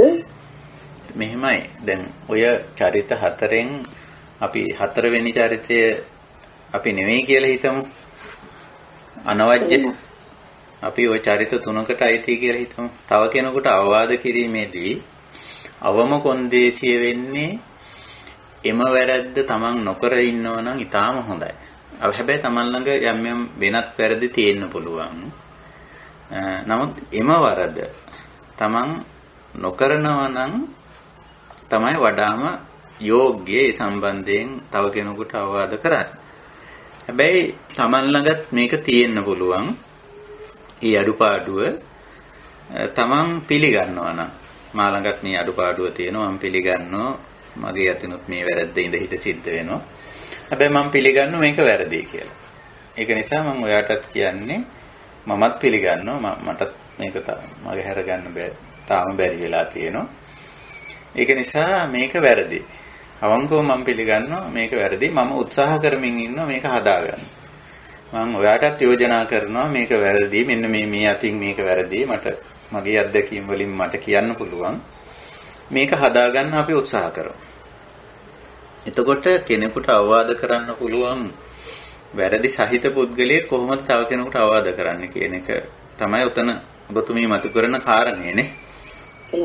ඔය එතකොට පළවෙනි දේ තමයි හුඟක්ම සුදුසුයි එම වැරද්ද තමන් කරන්නේ නැතුව ඉන්නවනම් තව කෙනෙකුට ඒක කෙලින්ම කියන්න පුළුවන් නේ මම නම් මේක කරන්නේ නැහැ. මම මේකේ තියෙන දෝෂේ දකිනවා. ඒක නිසා මේක මේ අතින් වැරදි. ඒක නිසා මේකෙන් මිදෙමු. මිදෙන්න අපි උත්සාහ කරමු. ඔයත් ඒකට උත්සාහ කරන්න කියලා. නමුත් තවමත් ඒ වැරද්ද Taman අතිනොත් කෙරෙද්දි කොහොමද තව කෙනෙකුට අවවාද කරන්නේ? පුළුවන් දහමට අනුව. Taman පිළිගන්නව නම් අවංකව මේක මේ දෝෂය තාමත් Tamanගේ අතේ තියෙනවා. Taman ඒක මගහරව ගන්න උත්සාහ කරමින් ඉන්නවා. යන්නේ ඒ අතරේ එයා හොඳ ප්‍රතිපදාවට ඇවිල්ලා. මොකද වැරද්ද තාම Taman අතින් කෙරෙනවා. නමුත් වරදක්සේ එයා පිළිගන්නවා. Taman අතින් කෙරෙන දේ. ඒ විතරක් නෙමෙයි ඒ වරදින් මිදෙන්න උත්සාහ කරමින් ඉන්නේ අවංකව. එහෙම කෙනාටත් පුළුවන්කම තියෙනවා එම වරද තව කෙනෙක් කරනකොට ඒ පිළිබඳව අවවාදයක් කරන්න. ඒ කියන්නේ ඒකින් මිදෙන්න යෝජනා කරන්න ඒ පිළිබඳව කියලා දෙන්න. තමන් මමත් මේක උත්සාහ කරමින් ඉන්නේ. මම මෙහෙමයි මේ වැරද්ද මගහරව ගනිමින් ඉන්නේ. මෙහෙම කරලා මේකෙන් මිදෙන්න පුළුවන්. අපි උත්සාහ කරමු කියලා. එහෙම නැතුව තමන් ඒක වරදක්සේ අභ්‍යන්තරයෙන් පිළිගන්නෙත් නැතුව ඒ වරදින් මිදෙන්න උත්සාහ කරන්නෙත් නැතුව තව කෙනෙක් ඒ වරද කරනකොට ඒකට අවවාද දෙනවා නම් එතකොට නම් ගැලපෙන්නේ නැහැ. එහෙම ඒක අවවාද දීමක් හැටියට සලකන්න බෑ. ඉතින් ඔය අවස්ථා තුනක් පුද්ගලයෝ අපිට දකින්න පුළුවන් අවවාද දීමට සුදුසු අය. අර පළවෙනි එක්කෙනා අනවජ්‍ය පුද්ගලයා. කිසිදු වරදක් නැති කෙනා. අපි ආර්යයන් වහන්සේ රහතන් වහන්සේ කියලා හිතමු. දෙවැන්න එම වරද කරන්නේ නැහැ. නමුත් වෙනත් වැරදි තාම තියෙනවා. අපි ওই දෙවන්නත් අයිති වෙන්නේ සීක මට්ටමට. තුන්වෙන්න එම වරදත් තාම තියෙනවා එයාගේ අතේ. එයා ඒ වැරද්ද තාම එයාගේ ජීවිතේ තියෙනවා. හැබැයි එයා අවංකව පිළිගන්නවා මේක වරදක්. සහ අවංකව උත්සාහ කරමින් ඉන්නවා ඒ වරදින් තමා වශයෙන් මිදෙන්න. එයත් තව කෙනෙකුට අවවාද දෙන්න සුදුස්සෙක්. එම වරද සම්බන්ධයෙන් හැබැයි අවවාද දෙන්න සුදුස්සෙක් වෙන්නේ. ඉතින් ওই විදිහයි ඔය තමා තුල යම් වරදක් ඇතත් තව කෙනෙකුට ඒ මිදීමට අවවාදයක් දෙන්න සුදුස්සෙක් බවට පත් වෙන්නේ එහෙම. ওই විදිහට. එහෙනම් ස්වාමීන් වහන්සේ හොඳට පැහැදිලි වුණා. තෙරුවන් සරණයි. තෙරුවන් සරණයි. තෙරුවන් සරණයි ස්වාමීන් වහන්සේ. තෙරුවන් සරණයි. ස්වාමීන් වහන්සේ අපි දැන් සමාජයේ පුද්ගලයොත් එක්ක ජීවත් වෙනකොට යම් කෙනෙක්ගේ එක වැරැද්දක් හරි යම් කිසි දෝෂයක් කරන නිසා අපි සාමාන්‍ය සිතක් තියෙනවා. ගොඩක් අය යාව කොම් කරන ස්වභාවයක් තියෙනවානේ.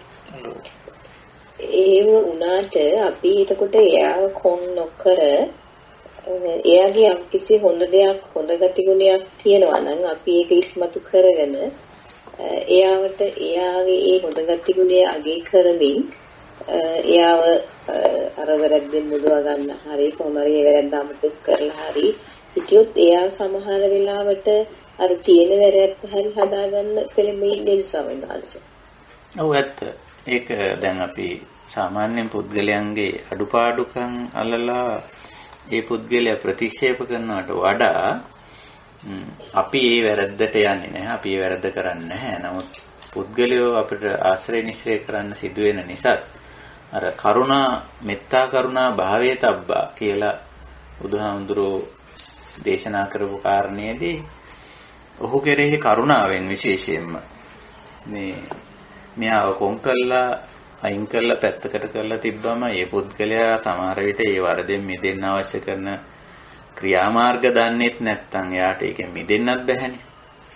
ඉතින් අපි කරන්න ඕනේ එයා කොන් කරලා අයින් කරලා පැත්තකට කරලා තියනවට වැඩිය කිසියම් විදිහකට එයා පරිස්සමෙන් ආශ්‍රය කරමින් ඒ පුද්ගලයාට අපිට කියලා දෙන්න පුළුවන්. ඔයාට පුළුවන් මේ අඩුපාඩුව වළක්ව ගන්න. ඔයාගේ මේ හොඳ තියෙන. අපි අර කලින් සාකච්ඡාවේ මතක් කරා අපි පුද්ගලයන්ගේ තියෙන හොඳ ගතිගුණ අගය කරනවා. අගය කරන ගමන් තමයි කියන්නේ මෙහෙම මෙච්චර හොඳ තියෙන ඔයාට මේ හොඳ තියෙන ඔයාට බැරි නෑ මේ අඩුපාඩු හදාගන්න. ඉතින් උත්සාහ කරන්න. මමත් උදව් කරන්න. මම කියලා දෙන්නම් මේක මිදෙන විදිහ. ඉතින් අර හොඳ ටික අගය කරලා අර තියෙන අඩුපාඩුවට දොස් කියන්නේ නැතුව, චෝදනා කරන්නේ නැතුව, කොම් කරන්නේ නැතුව, අයින් කරන්නේ නැතුව ඒ තියෙන අඩුපාඩුව හදාගන්න අපට අතදීමක් කරන්න පුළුවන් ඇත්තටමනේ. ඒක තමයි කරුණාව කියලා කියන්නේ. අපි කරුණාව ප්‍රැක්ටිස් කරනවා නැත්නම් කරුණාව භාවයේ තබ්බෝ. කරුණාව භාවිත කරනවා. කරුණාව පුහුණු වෙනවා කියලා කියන්නේ ඕක. අපේ ගුණය එතන වැඩේ. ලේසි කෙනෙක් කොම් කරන එක, අයින් කරන එක, ප්‍රතික්ෂේප කරන එක, බැහැර කරන එක. නමුත් වැදගත් වෙන්නේ ඒක නෙවෙයිනේ. පුද්ගලයෙක් කිට්ටු කරගෙන කිසියම් විදියක ආශ්‍රය තියාගෙන ඒ පුද්ගලයාව නිවැරදි කරන්න උත්සාහ කිරීම, ඔහුට නිවැරදි වෙන්න අත දෙන එක, ක්‍රමය කියලා දෙන එක, හිත උනන්දු කරවන එක. ඒ වගේ ක්‍රියාමාර්ගයක් ගන්න එක තමයි ආර්ය ක්‍රමය. ඒක තමයි හරි ක්‍රමය. ඒක තමයි නිවැරදි ක්‍රමය. ඉතින් අර පෞකාරයන්ට ගල් ගහන්නේ නැහනේ අපේ ආර්ය ප්‍රතිපදාවේ නේද? අර ඒ කතාවෙත් තියෙනවලුනේ මේ කිව්වලුනේ එහෙම ගල් ගහනවා නම් පළවෙනි ගල ගහන්න කියලා වැරදි නැති කෙනෙක්. නේද? ඒකෙන් තමන්ට කුසලයක් කරුණාව කියන තමන්ගෙත් ඒක හොඳ කතිගුණයක් වර්ධනය වෙනවා. එයාගේ තියෙන ඒ ගතිගුණයක් හැදෙන ගමන්ම තමන්ටත් පුළුවන් අපි ධර්මාගේ ගමන් කරනකොට අපි කරුණා මෛත්‍රිය හැමෝම ගැන උපේක්ෂා වෙන්න ඒ වගේ ඒ ගුණය අපි තුල වඩවා ගන්න පුළුවන් නේද ස්වාමීනි? ඔව් ඇත්තටම අපේ ගුණයක් එතන වැඩෙන්නේ නේ. එහෙම. ගුණයක් වැඩිනේ. තව කෙනෙකුට අනුකම්පා කරනවා අපිනේ. තව කෙනෙක් කෙරේ කරුණාවන්ත වෙනෝනේ. ඊළඟට අර ටිකක් අමාරු කෙනා එක්ක ජීවත් වෙන්න අපි හුරු වෙනෝනේ. දැන් ඔය හැම එකකින්ම බලන්න අපේ ගුණනේ වැඩි. පළමුවෙන් ඊළඟට අර පුද්ගලයාටත් යහපතක් වෙනෝනේ. එයාට අපි එයාගේ අඩුපාඩුවෙන් මිදෙන්න අපි උදව් කරනවා එයාට. උපකාර කරනවා. මෙහෙම කරන්න මේ විදිහට කරන්න කියලා. ඉතින් සමහර අය ප්‍රතික්ෂේප කරනවා. ප්‍රතික්ෂේප කරන අය අපිට පුළුවන් ළඟ තියාගන්න. ළඟ තියාගෙන ඒගොල්ලන්ට උදව් කරන්න. දැන් මම එහෙම කෙනෙක් මා ළඟ තියාගෙන ඉන්නවා දැන්. සාමාන්‍යයෙන් මුග දෙනෙක් බාර ගන්න කැමති නෑනේ හිරෙන් නිදහස් වෙලා ආපු කෙනෙක්ව. මේ හිරේ. ඔව් සමාජයේ තියෙනවනේ. අනිවාර්යෙන් ප්‍රතික්ෂේප කරන කෙනෙක්නේ. ඒ වුණාට මම එහෙම කෙනෙක් මා ළඟ තියාගෙන ඉන්නේ. මම එයාට උදව් කරගෙන එයාගේ අඩුපාඩු මොන හරි තියෙනවා නම් ඒවට අවවාද දීගෙන එයාගේ ජීවිතේ ගොඩනගා ගන්න උදව් කරගෙන එහෙම යනවා දැන් මේ දිනවල. ඉතින් අපිට එහෙම පුළුවන් මේ මිනිස්සු ප්‍රතික්ෂේප කරන එක හරි අමානුෂිකයි. අඩුපාඩු තියෙනවනේ කාගේ ළඟත්. අතපසු වීම වෙන්න පුළුවන්, වැරදි දෝෂ වෙන්න පුළුවන්. අපිටත් එහෙම වෙලා තියෙනවානේ අපේ ජීවිතේ දිහා බැලුවොත්. අපිටත් එහෙම දේවල් වෙලා තියෙනවා. අනිවාර්යෙන්ම. ඉතින් ඒකයි අපේ ප්‍රතිපදාවේ ආර්ය ප්‍රතිපදාවේ තියෙන්නේ අඩුපාඩු තියෙන කෙනා කොම් කරන්නේ ප්‍රතික්ෂේප කරන්නේ බැහැර කරන්නේ නැතුව එයාට උදව් කරනකොට අපේත් ගුණ වැඩෙනවා එයත් යහපත් මාර්ගයට එනවනේ. යහපත් පැති දෙකක්ම සිද්ධ වෙනවා ඒකේ. එහෙමයි ස්වාමීන් වහන්සේ. පිරුවන්සර්ණයි ස්වාමීන් වහන්සේ. පිරුවන්සර්ණයි.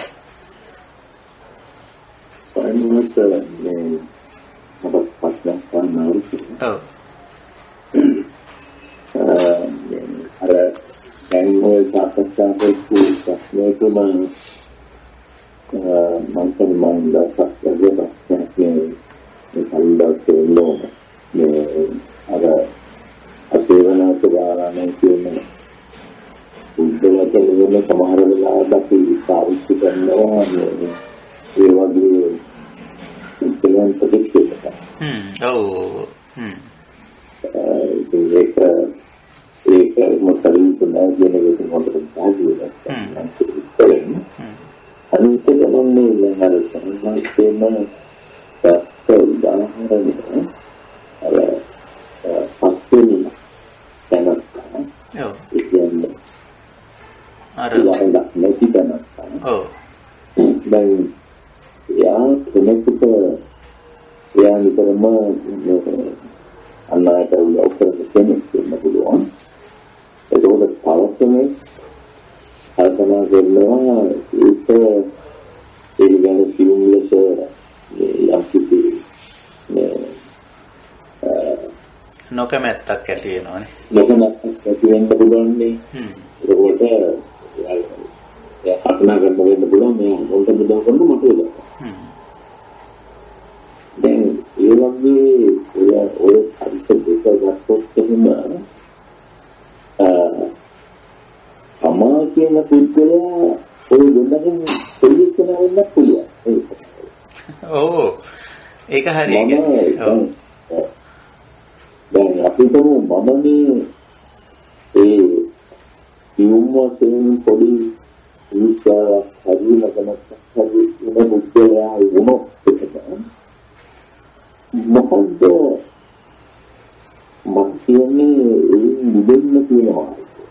ඔව් දැන් ඔතන සියුම් කාරණයක් ඇත්තනවා. දැන් අර කියන අනවජ්‍ය පුද්ගලයා නැත්තම් අර පොකුණේ උපමාව දක්වලා තියෙනෙත් මට හිතෙන්නේ සරියුත් හාමුදුරුවෝ ඒකයි. ඒක සියලු දෙනාට විවෘතයි. දැන් අර ඉහළම මට්ටමට මිනිස්යන්ගේ ගුණධර්ම වර්ධනය වුණාම ඒගොල්ලන්ගේ සීමා මායින් අතහැරෙනවනේ. ගෙදර අයටත් එක විදිහට පිට අයටත් එක විදිහට සලකනවා, කරුණාවන්තයි, උදව් උපකාර කරනවා. ඒ ලක්ෂණ එනවනේ. නමුත් අර අපි සමහර අය අපේ කරගෙන ඉන්නකොට අපිට හිතෙනවා මේ ඇයි මේ අනිත් අයටත් උදව් උපකාර කරන්නේ? ඇයි මේ අනිත් අය වෙනුවෙන් මෙහෙම කැප වෙන්නේ? මේ ආදී වශයෙන් කියලා. එතකොට පළවෙනි දේ තමයි ඔය කියන සියුම් මමනාපය ඇති කරගත්ත පුද්ගලයා මම නම් ඒ පැත්තෙන් මේ මහත්ය අහන්නේ. ඔව් මම නම් එතනදී දැන් ඒ පුද්ගලයන් දෙන්නම වෙන්න පුළුවන්. ඔව් දෙන්නම වෙන්න පුළුවන්. දෙන්නම වෙන්න පුළුවන්. අර පොකුණ වගේ පුද්ගලයා වුණොත් ඒ තරම් ගැටලුවක් නැහැ. අර ඒ වගේ පුද්ගලයෙක් කෙරෙහි සියුම් අමනාපයක් ඇති කරගත්තු පුද්ගලයෙක් වුණොත් නේ නරක. එතකොටනේ අපිට ප්‍රතිපදාව අවශ්‍ය වෙන්නේ. එතකොට පළවෙනියට අර පුද්ගලයාව තේරුම් ගන්න ඕන. දැන් අර පුද්ගලයා ඔක්කොම තේරුම් ගන්න ඕනේ යථාභූත ඥාන දර්ශන කියන පැත්තෙන් අපි ගියොත් අර පොකුණ වගේ පුද්ගලයාව තේරුම් ගන්න ඕන. එයා ගුණධර්ම වඩාගත්ත කෙනෙක්.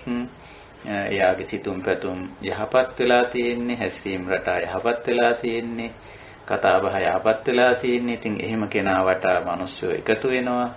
ඒ පුද්ගලයාත් අනිත් අයට කිසිම ભેදයකින් තොරව සීමා මායෙන් නැතුව වර්ගීකරණයකින් තොරව උදව් උපකාර කරනවා. ඒ පුද්ගලයාගේ ස්වභාවය ඒක. එහෙමනේ. දැන් ඔය උපමා නිදර්ශනයක් තමයි මේ චන්නහාමුදුරන්ට ඇති වුණු අදහස. බුදුහාමුදුරුවෝ ගැන. ඒ චන්නහාමුදුරන්ට අදහසක් ඇති වුණා. දැන් නම් බුදුහාමුදුරන්ට හරියට පිරිස ඉන්නවා වටේ. ශ්‍රාවකයෝ ඉන්නවා, හරියට දායකයෝ ඉන්නවා. හැබැයි ඉස්සර හිටියේ මං විතරයි.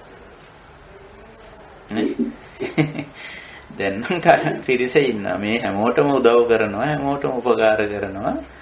මට විශේෂයක් දක්වන්නේ නැහැ. දැන් චන්නහාමුදුරුවෝ හිතුවා මට විශේෂයක් දක්වන්න ඕන. මොකද මමනේ මෙයාට හිටියේ මුල්ම කාලේ හිටියේ සගය සහායකයා. මේ ගමන ගියෙත් මාත් එක්කනේ.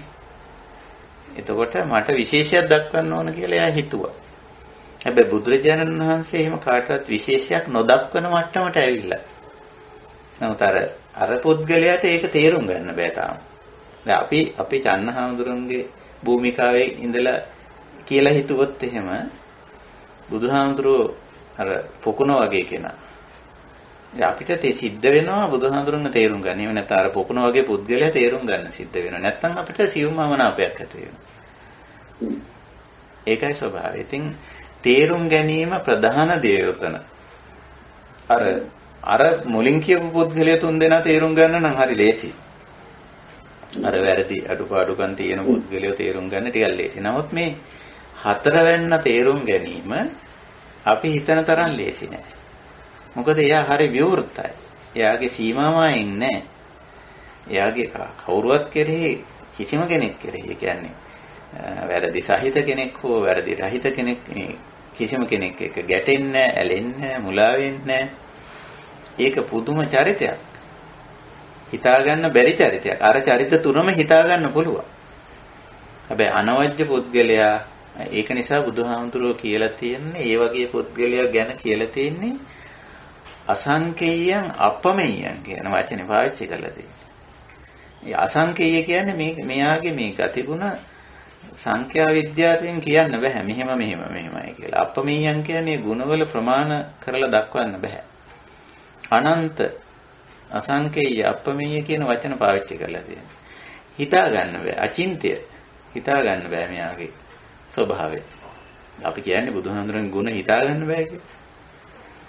ඉතින් අපි හිතන විදිහට නෙමෙයි මේ පුද්ගලයා ක්‍රියාත්මක වෙන්නේ. එතකොට අපිට සිද්ධ වෙනවා හතරවැන්න ගැඹුරින් තේරුම් ගන්න.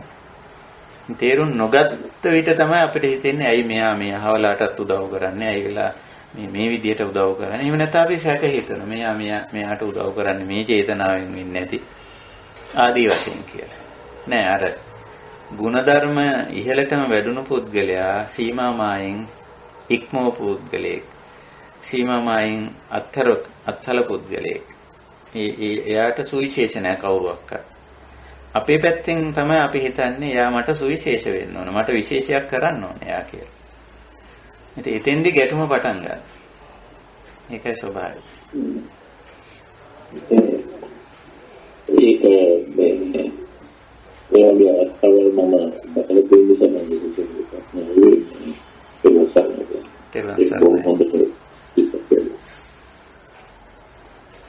අවසරයි ස්වාමීන් වහන්සේ.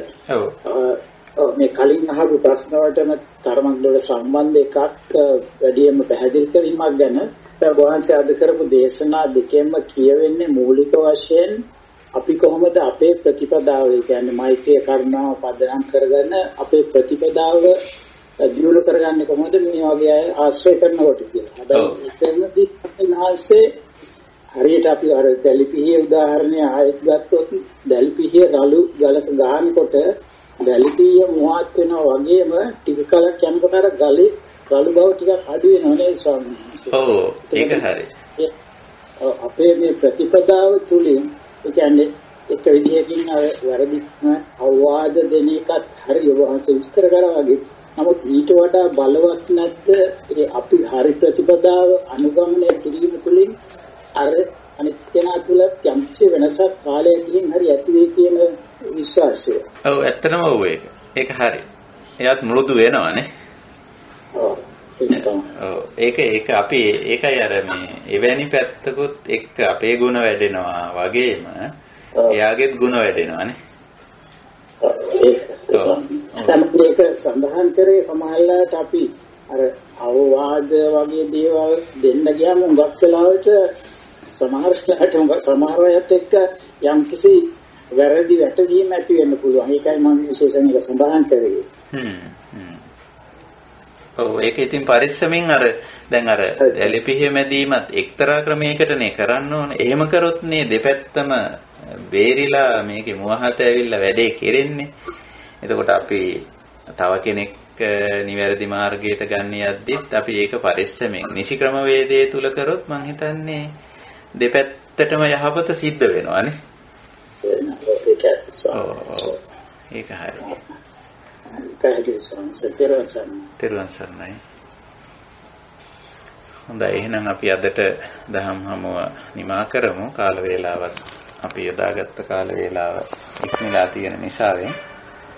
එතකොට අපි සුපුරුදු විදියට හෙට නෙමෙයි අනිද්දා පස්වෙනිදා නැවත අපි දහම් හමුවට එකතු වෙන්න බලාපොරොත්තු වෙනවා. ඉතින් අපි මේ අපේ මාතෘකාව ඇතිතතු දැකීම යථාභූත ඥාන දර්ශන. ඉතින් මේවා දැකීම තුළ අපිට පුළුවන් වෙනවා මේවායේ ස්වභාවය තේරුම් ගත්තම පහසුවෙන් මේ ස්වභාවයන් හසුරවා ගන්න.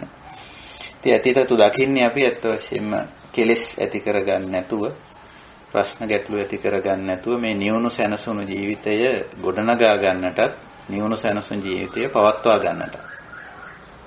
ඉතින් ඒ සඳහායි මේ දහම් හමු ධර්ම සාකච්ඡා අපි පවත්වන්නේ. ඉතින් මම හිතනවා මේ අද සාකච්ඡාවත් අපිට බුද්ධ දේශනාවක් සහ සරියුත් හාමුදුරන්ගේ දේශනාවක් දෙකක් අපි මෙතෙන්දී උපකාරී කරගත්තා.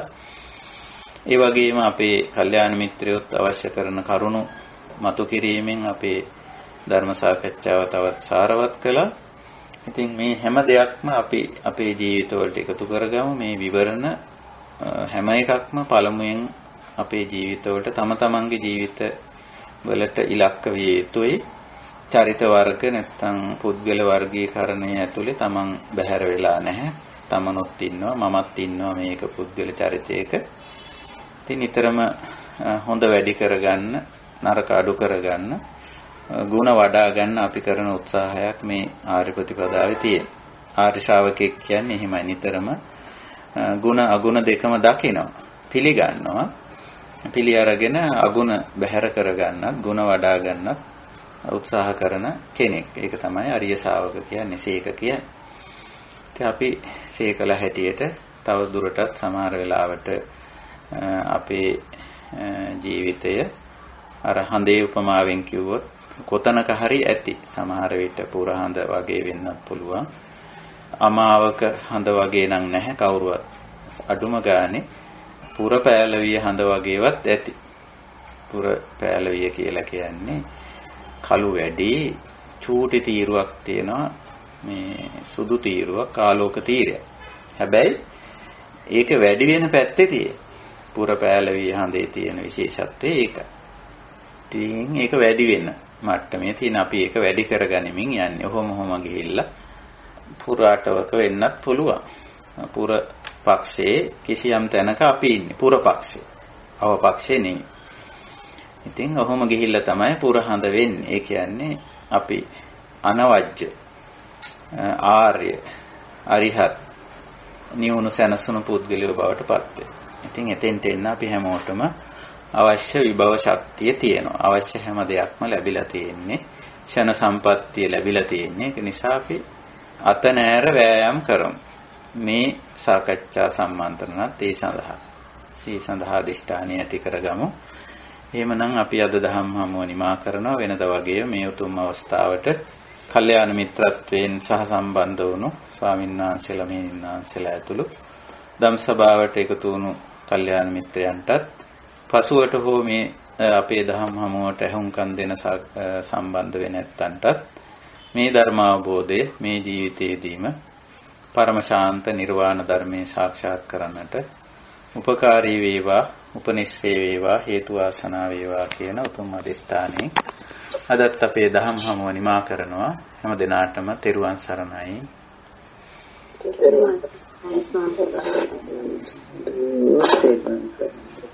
සීලවන්තං ගුණවන්තං පුඤ්ඤක්ඛිතං අනුත්තරං දුර්ලභේ මයා දත්තං වන්දිතුම් සතුතං මහං පුත්තාදිතේරාණ ආගතං සතිපාතියා සද්දා සීල දයාවංසං බුද්ධිත්තං නමෝ